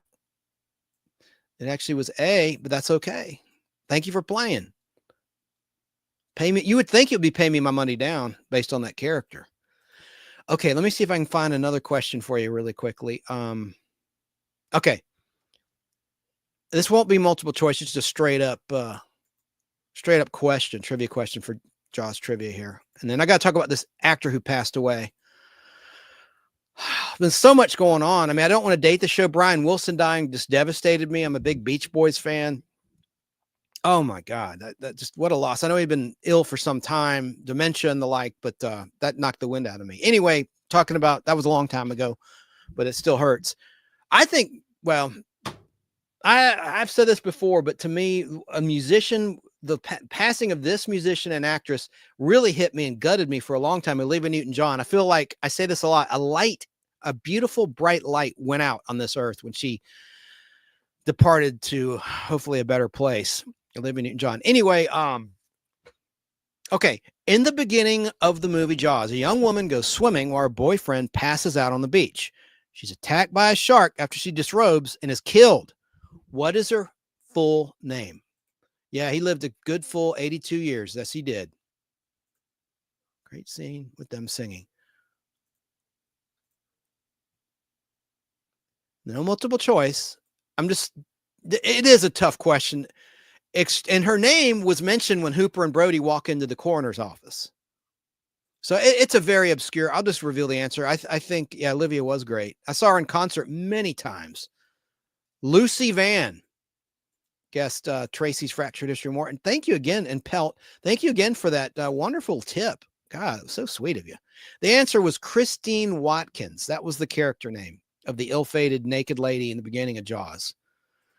Let's see if I have another question. Are you getting tired of trivia? Because I can move on and talk about this actor who died in space in 1999. I have a lot of interesting clips. Sarah, I think, will find that most interesting, the clips that I pulled. Okay. I'm going to do one more question of Jaws trivia. This is just a straight up question. I'm going to put it on the screen. Okay. That's some bad hat, Harry. This quote is spoken by whom in Jaws? That's some bad hat, Harry. That's some bad hat, Harry. I'm not doing an impression. I think this is fun too. Thank you. I'll just tell you, it was Chief Brody. He said, that is some bad hat, Harry. Okay, let me find another one real quick. I have so many questions, so many Jaws questions. This is a good question, and this was one of the gross out aspects of Jaws. Question is, and it's coming up on the screen, what state was the license plate that was pulled from the stomach of the first shark caught in the film? What was the state on the license plate?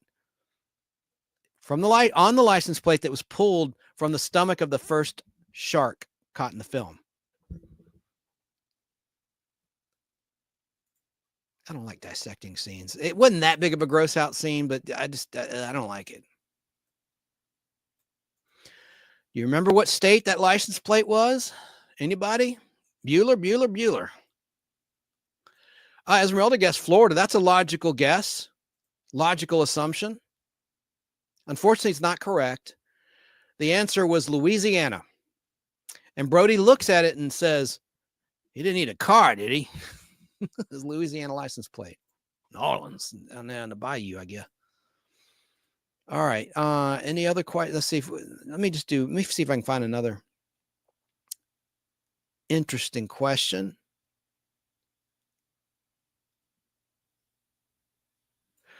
Oh, man, talk about obscure. I don't think anyone, this is a pure guess, but I'll throw it out there because it's a fun question. God, this is such an obscure question. Coming right. How many shooting stars can be seen in the original Jaws? How many shooting stars? Just take a stab at it. Any guess?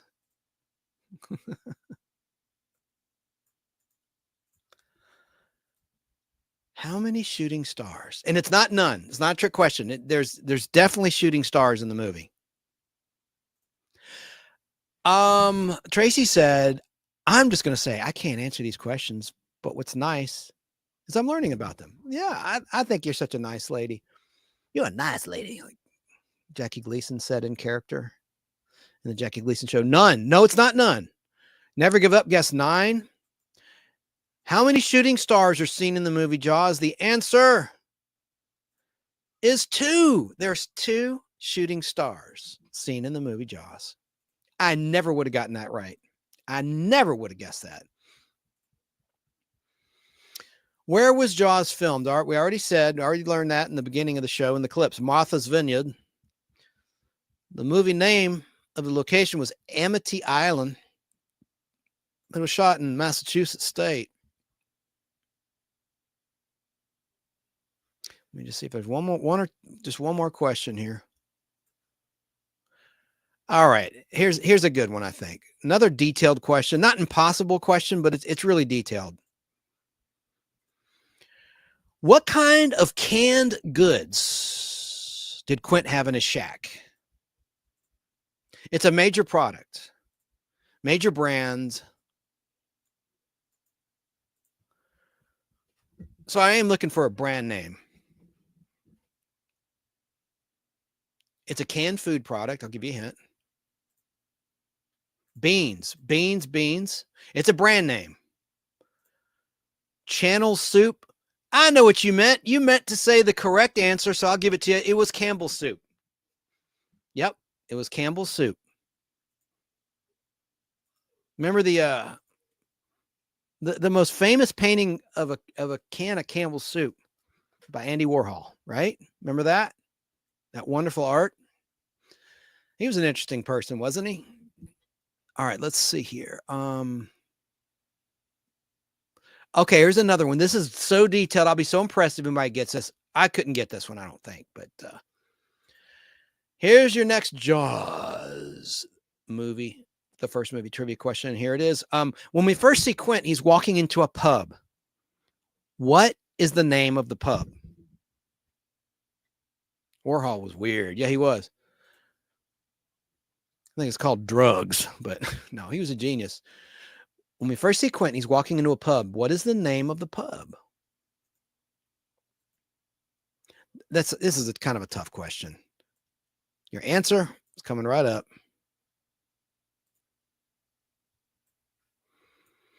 Let me just see. I'm just waiting in case anyone wants to guess. It was Whaler's Tavern. Quint walks into the Whaler's Tavern and watches the goings on inside. All right. And we've gone an hour and a half. Okay, so let me I just can't tear myself away from this trivia.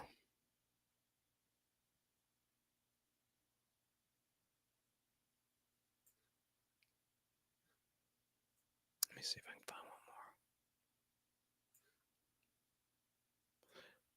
more. Okay, here's a good geography question and movie question pertaining to Jaws. This will be our last question. I got to tear myself away from the trivia. I don't think I ever noticed it. Yeah, it's very detailed, right? The Whaler's Tavern. You'd have to pretty much be watching the movie under a microscope to get that. All right. Next question, final question. What was the small body of water next to the ocean called?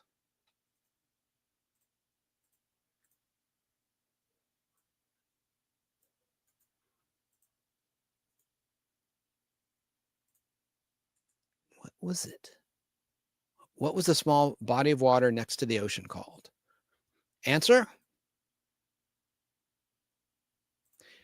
It was a pond. Brody's son is almost eaten there on a small sailboat on the pond. All right. So thanks for playing, everybody. And thanks again to Tracy for that generous tip. I'm so grateful. Let me see. All right. Now I want to talk about this. Let's change the subject. Another man down, another Alphen down from the cast of Year One of Space 1999. This will not be long, like for Prentice Hancock. Not because, well, it is because I didn't care much for this gentleman's actor. I know I'm not trying to speak ill of the dead, but he wasn't one of my favorite characters. And I'll play a clip to show you who I'm talking about. But his name was Clifton Jones.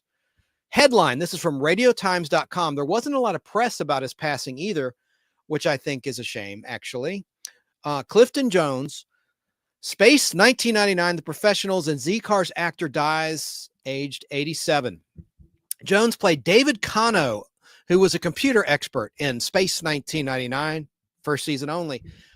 And here's from the article. I'm going to read it now. Clifton Jones, the actor known for his roles in series such as Space 1999, The Professionals, and Z-Cars, has died at the age of 87. The news of Jones's death was announced on the official social media accounts for Jerry Anderson and Anderson Entertainment, the company behind Space 1999, the production company, Jerry and Sylvia Anderson, the producers. A post on X said, quote, "We're sad to hear of the passing of actor Clifton Jones, who played Moonbase Alpha's computer specialist, David Kano, in 23 episodes of Space 1999. There were 24 in season 1. Clifton appeared in 23 of the 24, just like Prentice Hancock, who passed away just days before Clifton did. He appeared in 23 episodes, not the full season, because he had a surgery. We talked about it last time. But getting back to the article, here's a quote. Clifton's other screen appearances included roles in episodes of The Professionals, Softly, Softly, The Persuaders, which was a great show. Look it up. He was in a show called 1990. He was in Emergency Ward 10 and Star Trek The Next Generation, to name a few. Our thoughts go out to all who knew him. Hashtag Clifton Jones, hashtag Space 1999, hashtag RIP, rest in peace. Jones was born in St. Andrew, Jamaica, and moved to England in 1958. He studied at the Italia Conti Academy in London and went on to have roles in British series, including Emergency Ward 10, Doctor in Charge, and Dixon of Dock Green. I know none of you have heard of that. Neither have I. He played David Kano in the first season of Space 1999, a sci-fi series which ran from 1975 to 1977 and was, at the time, the most expensive television series produced for British TV. The remains this remains the role for which he is best known today. Now, Jerry Anderson issued a statement. Actually, well, Jerry's gone, but Jerry Anderson TV, to be precise, issued a statement on June 12th, 2025. And I've already read it, so I don't need to do that. That's the X post I already read. All right, so let's see here. I don't want to repeat myself. Okay. Clifton Jones' last on-screen appearance was in 1994 when he played Dr. Ocampo in the film China Moon. Commenting on Jerry Anderson's post, one fan said in a tribute to Clifton Jones, quote, "A great actor, rest in peace, Clifton Jones," unquote. And another fan said, quote, "Kano and Bergman, played by Barry Morse, who played Professor Victor Bergman in season 1, were my favorite characters." And it's spelled with the U, favorite, like the British spelling, F-A-V-O-U-R-I-T-E, like color is spelled C-O-L-O-U-R in England. And it's schedule in England, not schedule, the way they pronounce the word schedule. It's schedule. I have you on a schedule. All right, so getting back to that fan of Clifton Jones, Kano and Bergman were my favorite characters. I hope his family knows how loved his work is, unquote. The Jerry Anderson account on Facebook also posted a video tribute to Clifton Jones with fans in the comments calling him a quote-unquote great actor and noting the lovely tribute. And this article is written by James Hibbs, who's a drama writer for radiotimes.com. Did I get that right? Yes, radiotimes.com. So let's look at some clips of him really quickly. I pulled. This will probably get me. Yeah, he just wasn't one of my favorite actors. I didn't think he had a lot of range. I had nothing against him. It certainly had nothing to do with his race, believe me. I just want to play some clips where I'm going to prove my point. But watch this clip where he's being choked by someone. You can see him obviously get on a platter. So it's like Darth Vader lifting up the rebel and the blockade runner at the beginning of Star Wars. It's a similar effect to that. But obviously Clifton is walking onto a platform, and then the villain, who's possessed by an alien force, lifts him up. Let's watch it. 31 seconds long. This is from the 4th episode of Space 1999, production order titled Ring Around the Moon. Let's watch. What is he doing? He doesn't know anything about a computer. Connor, stop it. Come away from there.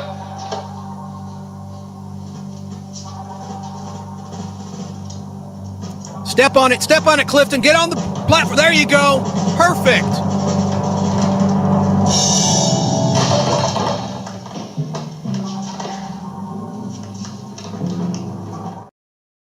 There you go. Little stunt there. I like that. So next is a clip from the 7th episode, Missing Link, 7th episode production order, which had the future Grand Moff Tarkin in Star Wars playing one of the aliens. I don't think you see him in the clip. You see his daughter in this clip. But check out Kano cussing out. This is one of the reasons I don't think I like the character. And that's when I was a kid, I couldn't differentiate between acting and a script and reality, right?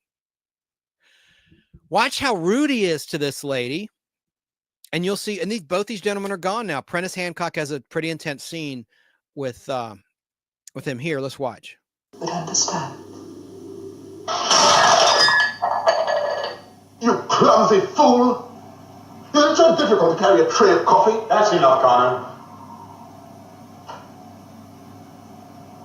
This inefficient... I said that's enough. You all right, Jim? Yes. Don't ever do that again. You're not in command here yet. Right now, I'm off duty. So are you. Paul.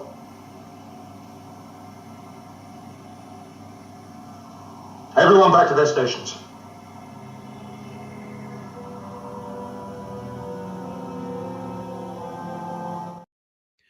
StreamYard tried to knock me off again. I caught it though. It reset my settings. Let me change my camera shot. It defaulted my camera where I'm inside the shark. Let me fix this really quickly. But look at what do you mean to that poor lady in that scene? I'm like, God, when I was a little kid, I'm like, why did he chew that lady out? Sarah says, I love Space 1999. Thanks again, Chance, for introducing me to the show. You're very welcome. So the actor who played Grand Moff Tarkin in Star Wars, of course, talking about Peter Cushing a moment ago. He's in that episode, and Commander Koenig is gravely wounded in an Eagle crash. That's her their little plane, their little spaceship I've talked about before. Again, I'm not trying to talk about the same thing 2 weeks in a row, but the man just died, so I want to just pay a little tribute. Now, here is, oh God, I don't know how I'm going to go away with this. I'm going to talk. This is a long scene. I broke this down for copyright reasons, but this, I think, is the best acting he did on the show in the 8th episode, Guardian of Paris, about the AI world I talked about last time on the Podblast in my tribute to Prentice Hancock. This is an automated world. It turns out this guy, David Kano, did an experiment where they literally linked a computer in the back of his head, in his brain. It's like a USB port in the back of his head. And I want to play this clip. This is pretty good acting by him here, sort of. Not in the beginning of the scene. He's dead right, awful. No disrespect to his memory, but I think he's terrible in the scene. That's just my opinion compared to Martin Landau. Let's watch this clip. I'll try to talk over it. I'm just worried about the stream going down when I played this long clip. Listen.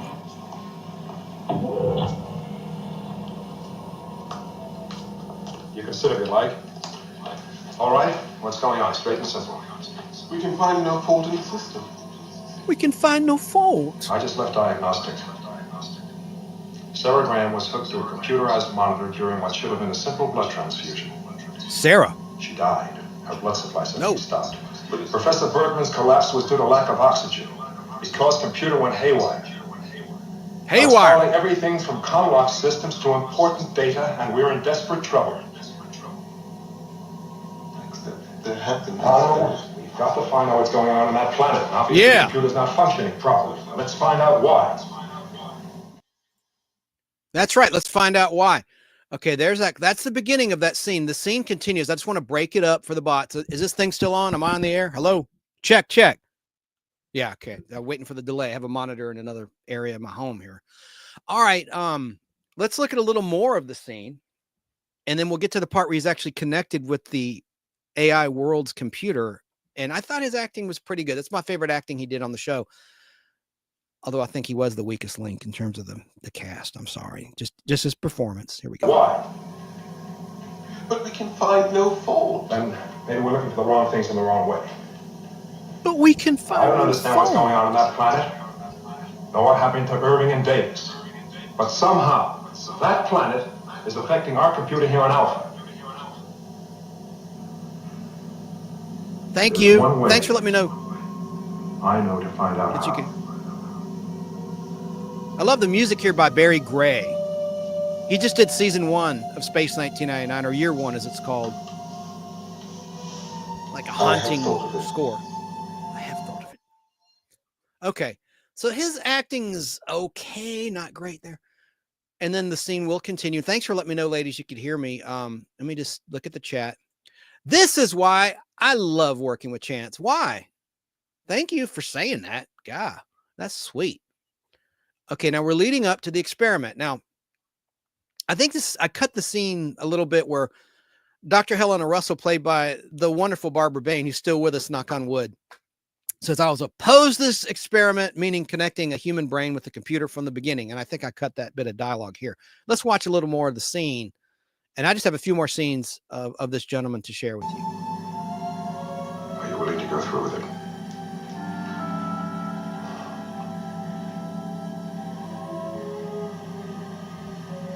Sure. As you say, Commander, there is only one way.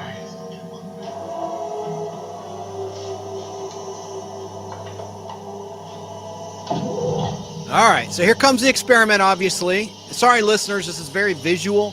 All set? I'll try to describe what's going on. All set. I've asked David Kano to go through this because of what's happening here on Alpha. All right, he's in a chair, he's in the medical center, and they're about to hook that doohickey, that USB port, into the back of his head, into his brain. So let's watch that. This is a 30-second clip. There's 2 more. I broke it into 3. Okay, there's about 2 minutes left. I just have to break it up because the damn stream will go down. You know how that goes.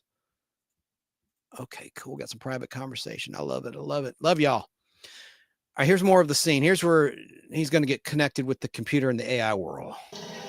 Kano was one of the few people to take part in an experimental program on Earth. He underwent an operation to implant a complex of fiber sensors in the cortex of his brain. The intention was to link the enormous memory and calculating ability of the computer with the unique thinking ability of the human brain. Now that planet is affecting our computer here in Alpha in a way we can't detect. We hope by getting inside the computer, Kano will be able to determine exactly how it's being affected. I swore I'd never go through this again. Yeah, so he's not bad there. I thought he wasn't bad. All right, here's where I cut a bit of the dialogue from Dr. Russell saying, I was opposed to this from the beginning, this experiment. Okay, let me just break it up and take a look at the chat. Film is so great. I miss it. Yeah. You know, I have a lot of these Space Knight 1099s on 16mm film. Obviously I have the Blu-ray set and the DVD mega set. I'm such a sucker for this show. I just think they played like movies, you know, it had the production value of a big motion picture. All right, well, let's watch the experiment now. The experiment? Your case converted me. What you mean is I survived it once, but the other 3 patients ended up mindless vegetables. What does that do to my chances now? Yours was the undeniable success story. Let's get on with it. Yeah, Space Giants rocks, Sarah.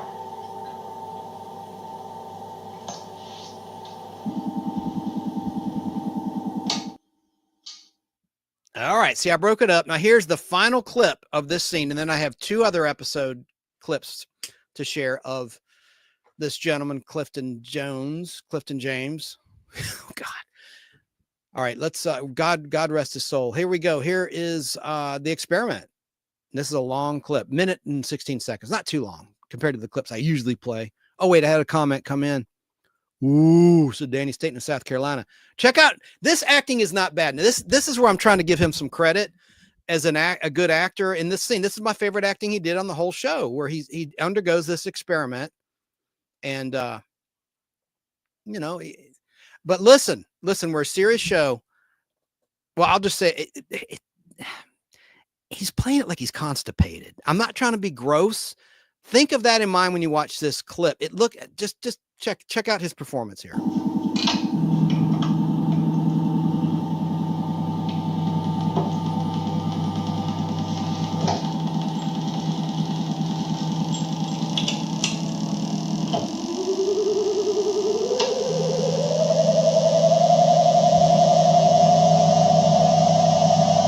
Watch. Here it comes.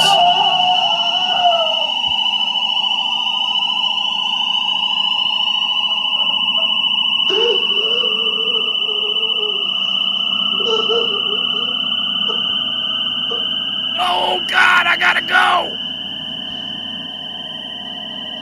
It's stuck. Give me some Metamucil, somebody. Yeah, plop. He looks stoned.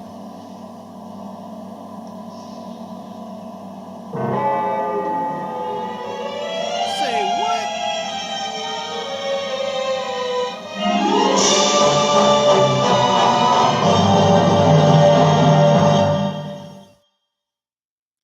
What the hell happened there, man? Oh, the relief. Okay, so that concludes that long scene. And now I want to play one of my favorite scenes with him and Martin Landau, whom I had lunch with on the set of Anna Nicole. I've told that story many times. Talked about last week, showed a picture of Martin Landau, and I love him. God rest his soul. But here is a scene where Commander Koenig, played by Martin Landau, is chewing Kano out. This is from the episode that I talked about last time. The 11th episode in production order, The Last Sunset, where the Eagle crashed, where the aliens gave the moon an atmosphere, and none of the Eagles, the rescue Eagles, can launch because of corrosion. And so poor Kano has to tell Commander Koenig all the Eagles are grounded. And here is the reaction. He gets chewed out in a big way right here in this 49-second clip.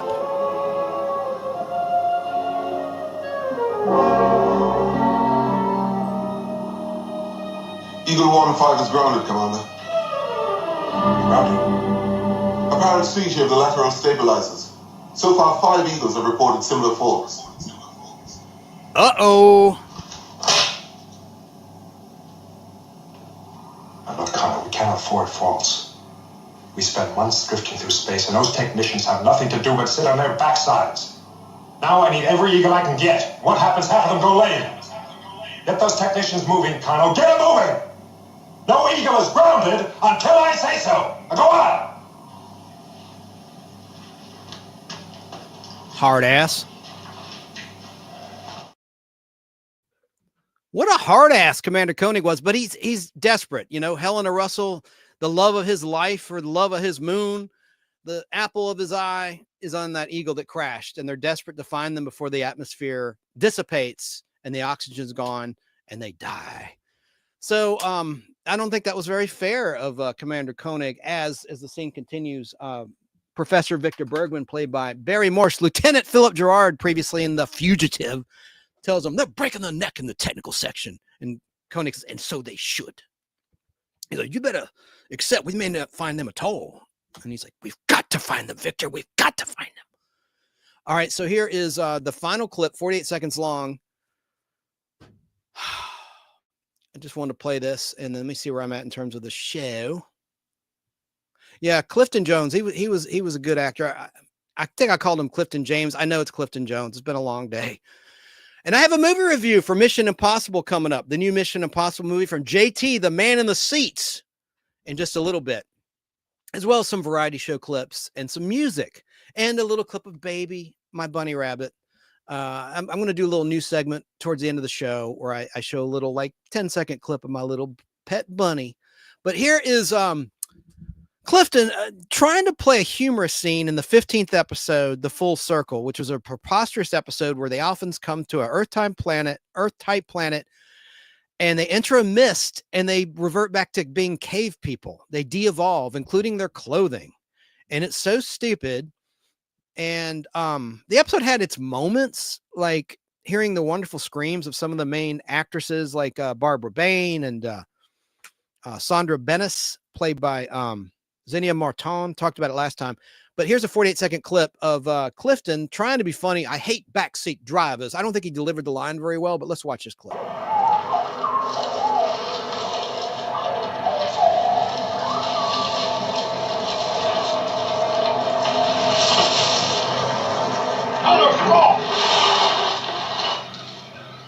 What's the matter with you? Don't go into the mist.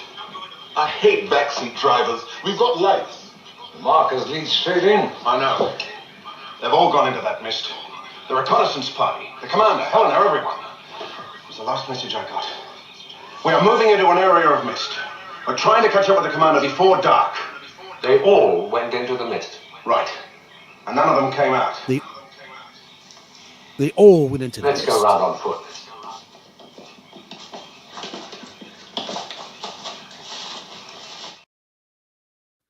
I love that little moon buggy, and I like that little move that Clifton Jones did where he hopped out. He did his own stunt there.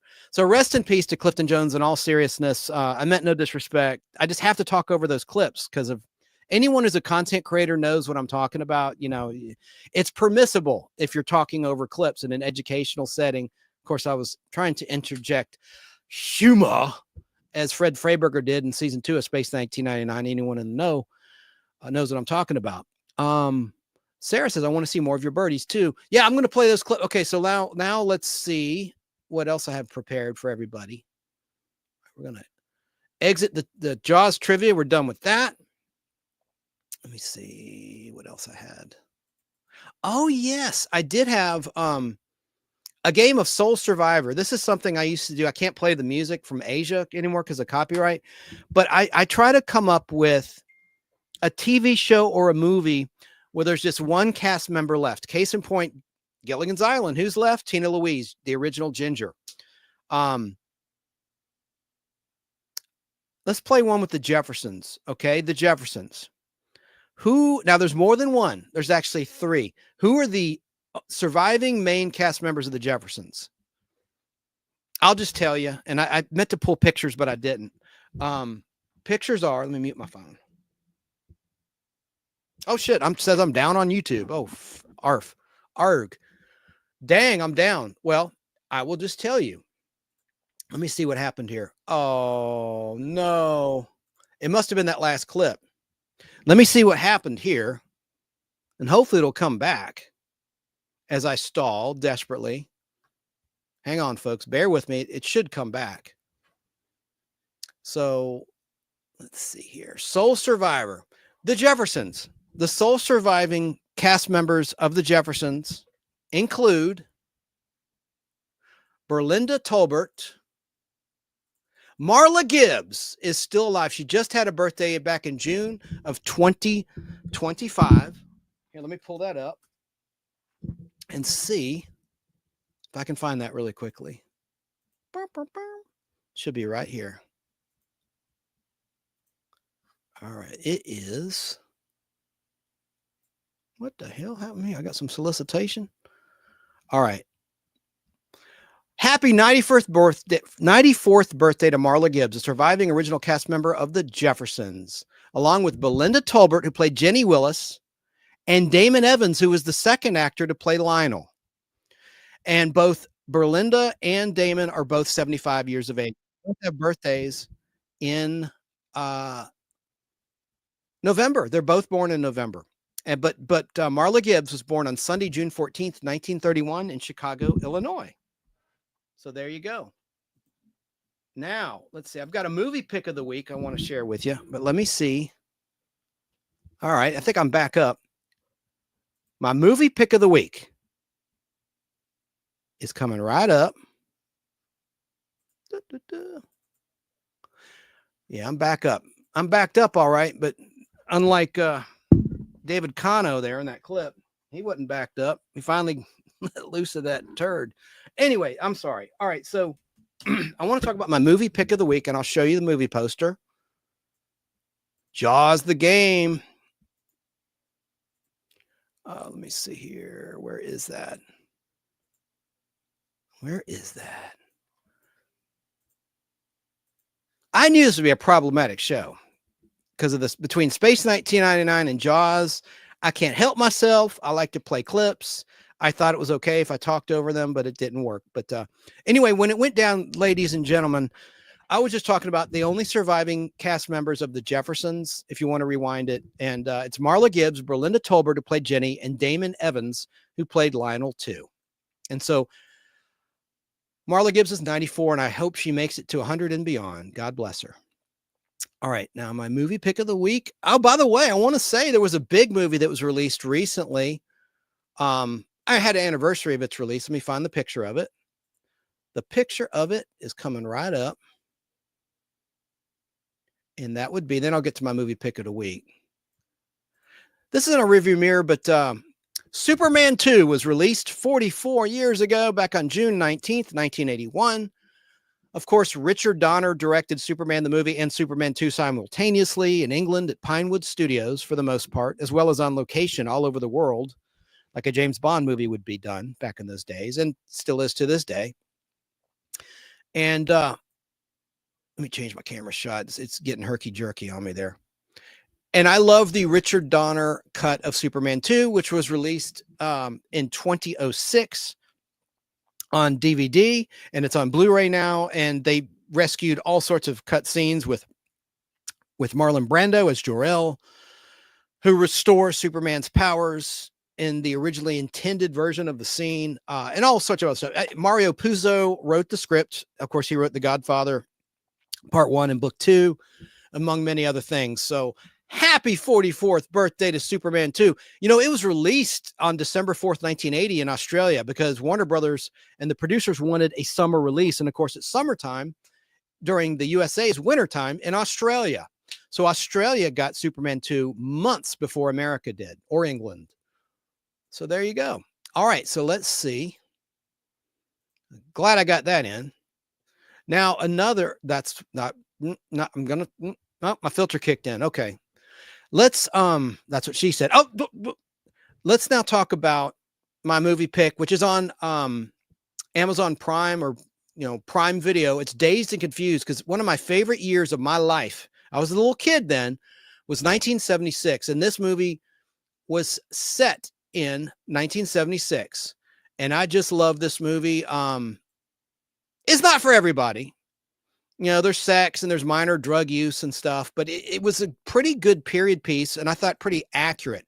An accurate telling of what was going down in 1976. It was one of Ben Affleck's first roles, and Matthew McConaughey, He's very inappropriate in that movie for sure. Hang on a second. Trying to get an image of something else I got up here. I want to show Tracy before she checks out. It's starting to get late. It is 10:23 on the East Coast. But let me find some information. Yeah. So Dazed and Confused was released back on Friday, September 24th, 1993. It was directed, written, and produced by Richard Linklater. This period piece film is set, as I said, in the year 1976, and that's my nostalgia movie pick tip. Most people have Prime Video, I would think, because you get that discount on shipping. It's such a good deal. I think it's the best streaming deal you can get of all the big streaming services. And even Al Hardy had commented when I posted in the Nostalgic Podblast Facebook group, he says, I actually liked it. Instead of his usual, I didn't care for that. So good on you, Al Hardy. I'm glad you did like it. Now I'm going to talk about our nostalgic treat of the week. I think you'll like this. This is something that's still around. You can still find it. And I'm talking about Bazooka bubblegum. Do you remember Bazooka gum? Here's some facts about Bazooka gum. Nostalgic treat of the week.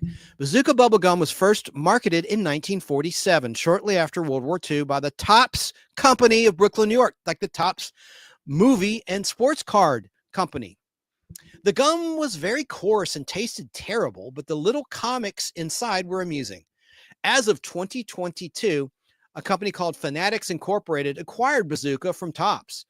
Bubblegum was accidentally created, by the way, in 1928 by Walter Diemer, D-I-E, not D-I-E-M-E-R, Diemer, I'll say Walter Diemer, during an experiment, who at the time was working at the Frank H. Flair Gum Company. The first bubble gum was called Double Bubble. And I liked Double Bubble. It tasted a lot better than Bazooka, but I love the little cartoons in Bazooka. I'm just scanning. And did you know that King of the Hill, I love the show King of the Hill.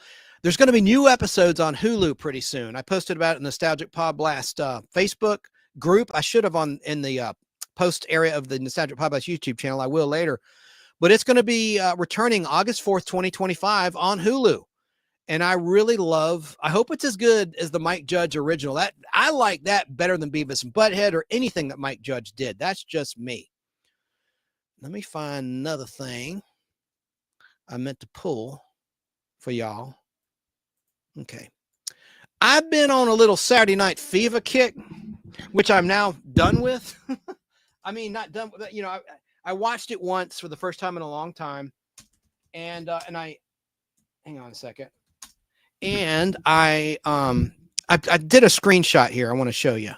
And I bought some merchandising pertaining to that movie. It's not for everyone. I forgot there's some really racist dialogue in that movie. I'd forgotten all about that.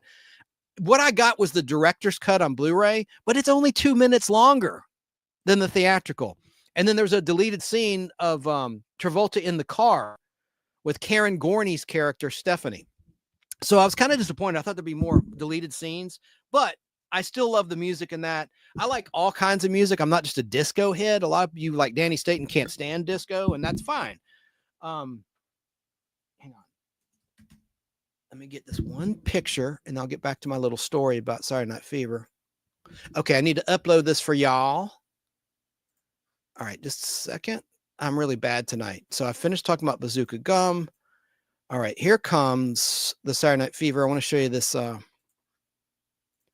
this merchandising I got. And I was amazed. I bought something from Japan and I got it within 3 days. It only cost me $20-some for shipping. It was a reasonable price. I got this off eBay, but I got this record for a steal. The record itself is only $3.99. It's a double album, the soundtrack album, Saturday Night Fever. I want to show it to you now. There it is. And then there's the Blu-ray next to it that I ordered. I didn't have it on Blu-ray until now. And isn't that cool? I just love that that yellow wrapping on the left. And there's an awesome gatefold. I should have taken a picture of the gatefold inside that double album. So there's 2 records. Of course, there's 4 sides total loaded with music. Now, in Saturday Night Fever, did you know it was one of the first roles by Fran Drescher? She was 19 years old in 1976 when this scene was shot. Anyone that's listening, I'm putting a picture from the scene. You may remember it, though. Long before she was the nanny in 1993, Fran Drescher was Connie in Saturday Night Fever, which was released as both an R-rated version as well as a PG-rated cut in movie theaters back in the 70s. The film was released on Friday, December 16th, 1977, a year before Superman. The movie was released on December 15th, 1978, by the way. This was Fran Drescher's first big break as an actress when she was just 19, as I already stated, back in 1976, when her scenes were filmed. So how about that?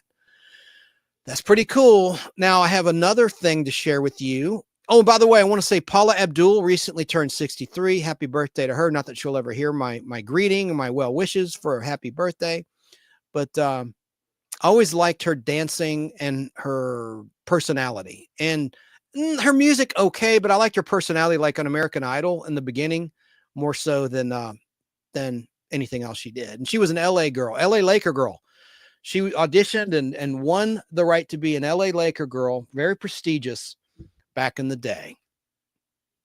So here's something I want to share with you too. This is a nostalgic gizmo that might evoke some memories and unlock some memories for you all. And then I'll get on to some more clips. I've just been kind of clip shy after what just went down with the Space 1999 clips. It's a coin changer belt. So no, this isn't a jetpack from the future. A long time ago, vendors wore this quaint contraption on the belt around their waist to dispense coins. I know I have one somewhere at my parents' house. At least I used to. Remember that? Anyone in the chat remember that? Wasn't that cool?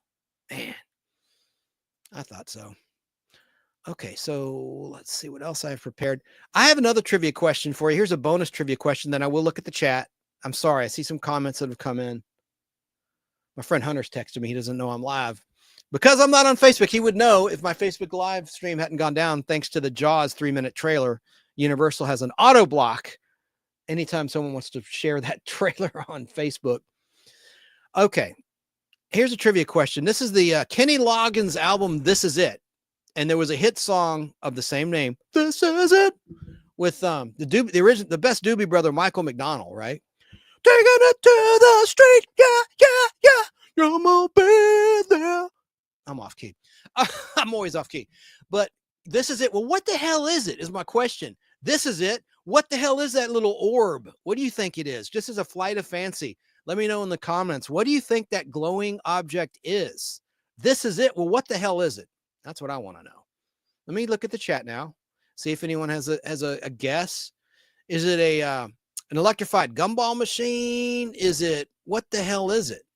I just wonder what the hell it is. We can't rewind you. Not there. Okay. Well, I might repost the whole thing. We'll see. We're referring to the fact that my clips were problematic. Dollar Tree sells bazooka gum, said Tracy in Florida State. Yay, I love King of the Hill. So did I. And it's sad that Brittany Murphy's gone, right? She died years ago, and I loved her as Luann. That was sad when she passed away. She died young. Agreed about the gum. Yep. And the Flair Gum Company had the best. I thought of the sports cards. I thought that Flair and Donruss, probably Flair a little more, had the best gum. It was similar to the Chew Bops gum. There were many record albums. I'm sure you remember that, Tracy. There were many record albums. You had the album cover. They were better than the pins. I remember I collected the pins like around 1983. They had little pins, round pins with record album covers, like The Police, Synchronicity, or something like that. And I collected them all, but I loved the Chew Bops, and that gum was delish. The record album would be shaped. I mean, the bubble gum would be shaped in the form of a record album. Easy for me to say. Chew Bops, C-H-U-B-O-P-S, Chew Bops. And I should have pulled that picture, but I didn't. Conductors on, let me see. I love that song. I did too. This is it. This is it. Don't be a fool anymore. All right. So I showed the Jaws game. I'm just going through my photos and the fact it was in a $6 Million Man episode, little crass cross promotion. Okay. So I think we can move on to some other things I prepared. Some clips. We've gone just about 2 hours. I'm trying to keep the show under 3 hours these days and not have a marathon, because who's got time anymore to watch? There's so much better entertainment out there than this show and this educational program that you could spend your time on. So, and I'm aware of that. And I don't have a fake rant of the week, so we'll skip that. Believe it or not, I actually had a pretty awesome week. So I don't have anything to bitch about. Sorry, family show. Let's see. Oh yeah, the music. So boy, do I dare do this? I guess I will, because it cleared copyright earlier. I don't get it. I'm going to do this. I'm going to talk about Mission Impossible, the new Mission Impossible movie. Here's a 1 minute, 43-second clip. That's 1 minute, 43-second clip by our man in the seats, not our man in the streets, our man in the seats, JT. Here's his review of the new Mission Impossible movie. Let's watch. Hello, this is Movie Reviews by JT, and I got another review for you. Mission Impossible, The Final Reckoning, the 8th and final film in the Mission Impossible franchise. I saw this film yesterday. It was great. Not as good as Fallout or Dead Reckoning, but I still enjoyed it. The second hour is more better than the first hour of the film. The underwater scene was amazing. The stunt, Tom Cruise performance, still great. Everybody else, like Haley Atwell, Simon Pegg, Vin Rhames, performance are good as well. And everything. Katie O'Brien was also in the movie. She had not in there that much, though. Her part was great. And everything. The praying scene was okay. And everything. A couple of pacing issues with the film and everything and stuff. I wish it was a little bit better and everything, but overall, I still enjoyed the movie and everything. Will I watch it again when it comes to streaming? Yes, I'll watch it again when it comes to streaming very soon and everything. And yeah, I had a good time watching it yesterday in the theater and everything and stuff. So yeah, I give Mission Impossible, The Final Reckoning, a 7 out of 9. Everything. So that's my review for Mission Impossible, The Final Reckoning. All right, bye. Bye-bye. And the popcorn's on the way. All right, so now I should have done this when I was talking about Saturday Night Fever. Here's a 32-second clip of the, this is the Night Fever Perfection disco mix from 1977, and it's just instrumental. I want to play this for you now. I'm going to try to risk it because it cleared copyright. There should not be a problem. I love this bit of music. Now, this is really out there, but note the synthesizer. You don't hear it much. I love the synthesizer, how it hits a high note in this bit of music. And it reminds me of the Bionic Woman theme, season 1 a little bit, but I love this because it's like a masculine theme at the beginning. The guitar strums are like the masculine theme and then the feminine theme, and they come together. And I think it's just a beautiful piece of music by Barry Gibb. Let's listen.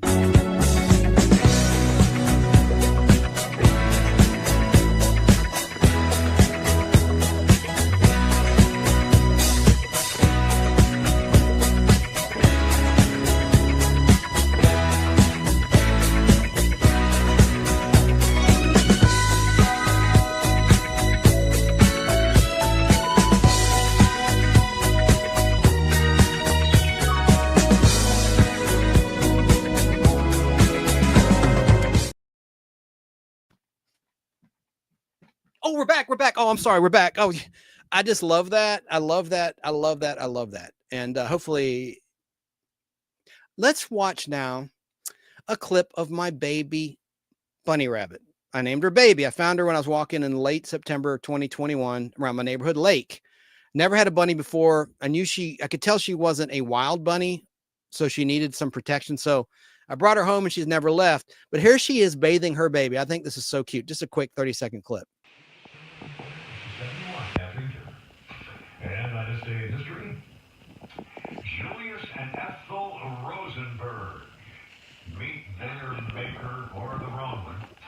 They were convicted of conspiring to pass secrets to the Soviets executed at Sing Sing prison in New York State. They refused to proclaim their guilt and said they were innocent right up to the end. Julius went first, and then Ethel got fried after that in the electric chair. He was an engineer for the Signal Corps.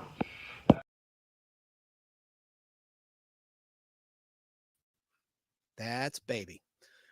Okay, so I'll try to find another, I'll record something else that she does that's interesting or funny for future installment to the Nostalgic Podblast. Now, I think I might have had something else to play. Yep. Now, I'm stuck in the 70s these days, and I'm going in and out here with this backdrop. Let me take it off. Let me take the backdrop off so you can see. And I'm about to wrap the show. It's almost over. There. So I saw these guys on November 20th, 2017 in Las Vegas, Nevada. This is my favorite variety show of all time. They've got to come up with some sort of Pluto 24/7 streaming like they've done the Sid and Marty Krofft channel. Talking about Donny Marie. Here's 8-minute clip. 8-minute clip. And then I'll come back and sign off, and I'll put the comments on the screen. I just love Sweet Marie's voice here and Donnie's harmony. And I like Metallica. I like harder music than this, but I just love these performances. I edited these together this afternoon. These are two of my favorite openings. Like what I liked is that they would change a hit song, meaning they do it in a different tempo or in a different way, or they'd open the show in the middle of the song in terms of the lyric, right? So it's like at a different point in the song, you almost had to guess what that song is. That was kind of their shtick. And it's like, you'd wonder, what is that song? Oh, now I got it. So I'm going to play these. These are a couple of my favorite openings. And it would start with Donnie, like a silhouette. You'd see him head on, and there'd be a silhouette of Marie. And then it would be Marie's turn. You hear this guitar. And then she'd sing her line. And just as a kid, I had the biggest crush on Marie, and I still do. And, I think she's awesome. So let's look at this clip, and then I'll come back and we'll say goodnight. Valentine's Day! There'll be no cheering from the crowds, just two hearts beating out loud. There'll be no parade, no TV or stage, only me till your dying day. Baby, come as you are, just go home. I'll take you in. You're rejected and hurt, to me your worth, what you have within. Now I don't need no superstar, 'cause I'll accept you as you are. You won't be denied, 'cause I'm satisfied with the love you inspire. Good evening and welcome to our show. Tonight, our guests are Roy Clark, Ruth Buzzy, Jimmy Osmond, and her own Ice Vanity.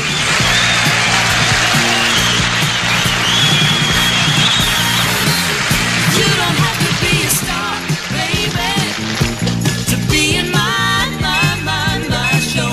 You don't have to be a star, baby, to be in my show. Somebody nobody knows, steal that tune that you wanna hear.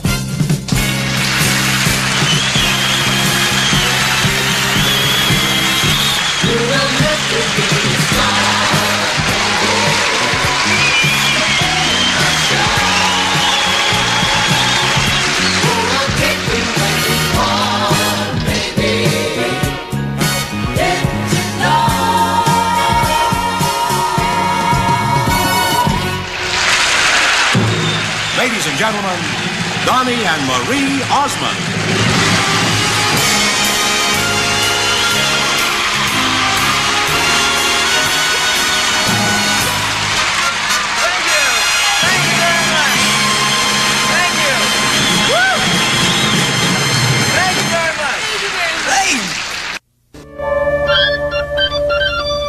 Never met a girl who makes me feel the way that you do.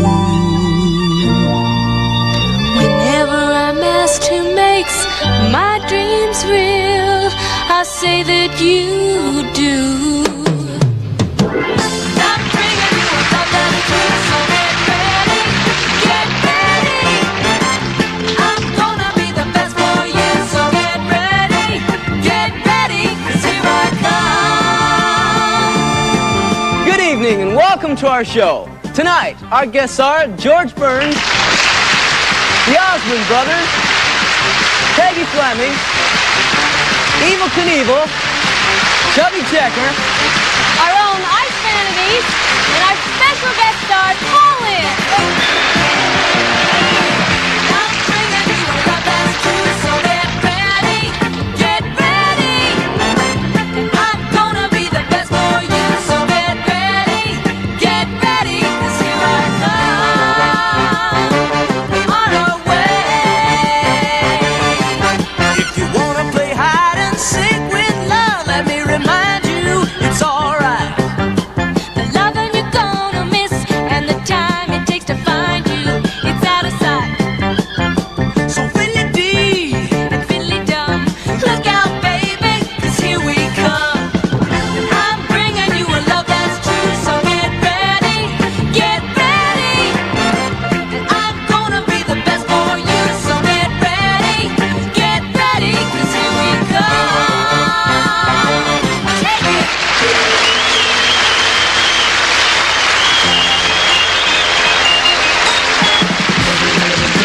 makes me feel the way that she does. She's alright. Whenever I'm asked who makes my dreams real, I say that she does. She's out of sight. So be fine, hold on, look out, world, 'cause here she comes. Peggy Fleming.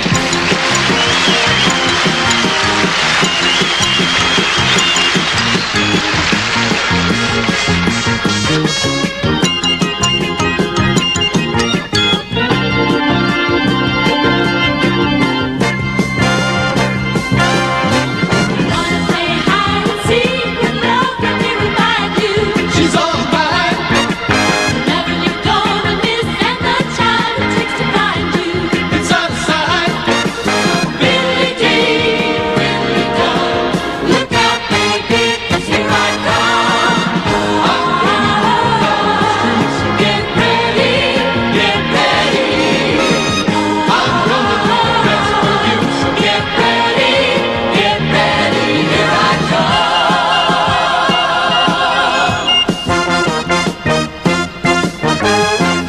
I'm bringing you a love. I'm gonna be the best to you. It's alright.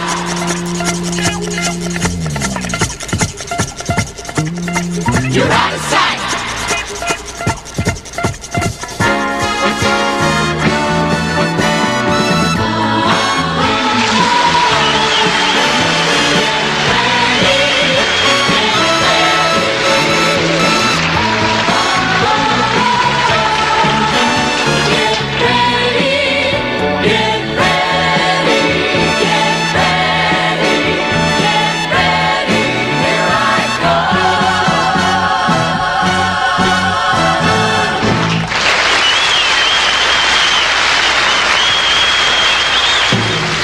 Ladies and gentlemen, Donny and Marie Osmond.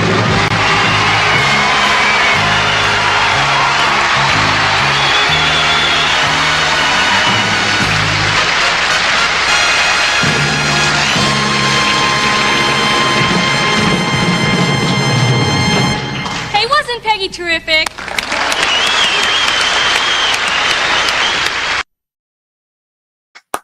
Oh, hey, we're back. So Some quick history about Donny Marie before I sign off. The show debuted on the ABC television network on January 16th, 1976, and it went off the air on that network on May 6th, 1979. It aired on Friday night at 8 o'clock from 8 to 9 p.m., our show, from January 76 to May 77. And then Wednesday night from 8 to 9 from January 77 to August 77. And then back to Friday night, their best time slot, 8 to 9 from August 77 to January 79. And then from January 79 to March 79, ABC moved it to Sunday from 7 to 8 p.m. And then finally in May of 79, ABC moved it. Oh, it was still Sunday, 7 to 8. There you go. And so the regulars were Donny Osmond, Marie Osmond, Alan Osmond, Wayne Osmond, Merrill Osmond, Jay Osmond. A lot of those talents are no longer with us. Thankfully, Donny Marie still are. Marie, I think, is the next thing besides Olivia Newton-John of just sweetness, and I'm glad is still on this earth. And they're Mormons too, Mormon family. Then you had Johnny Dark in the final season. He was a regular. Anyway, Jimmy Osmond, the Ice Vanities, those women on ice skates, and then they became known as the Ice Angels. Anyway, you had a lot of big guest stars. That's why I think the draw would be, it wouldn't be necessarily the music. I think it would be the guest stars. They had incredible guest stars on the Donny Marie show. So Sid and Marty Krofft of animated cartoon fame originally produced this teenage variety hour. 18-year-old Donny and his 16-year-old sister Marie were the co-hosts of the show when it began and throughout, which also featured other members of the popular musical family, the Osmonds, ranging in age from Jimmy, age 12, to Alan, age 26, when it began. Despite his youth, Donny was a show business veteran by the time the program premiered, having made his TV debut at the age of 4, singing You Are My Sunshine on the Andy Williams Show. In order to keep up with the clan's youthful appearance, Merrill introduced another Osmond, his 6-month-old son, Travis, to the cast on a very early telecast. The format was the usual mixture of comedy and songs with a liberal sprinkling of the Osmonds' teeny bopper hits. The comedy often made fun of Donny's toothy, super wholesome appearance, as when his brothers ganged up and dumped him into a gigantic 9-foot whipped cream pie in one 1976 broadcast. Quote, I think I finally made a big splash on television, Donny said. Although not credited as a regular, Paul Lynde from the Hollywood Square, Center Square, and Bewitched as Uncle Arthur appeared as a guest star on many of the Donny Marie episodes. The second season brought changes as a new production team took over in an attempt to give the show a more adult look. Much was made of Marie's stunning new wardrobe designed by Bob Mackey, Cher's former designer, and her 18th birthday party was telecast in October. However, October 77. However, Donny Marie remained at heart a homey affair.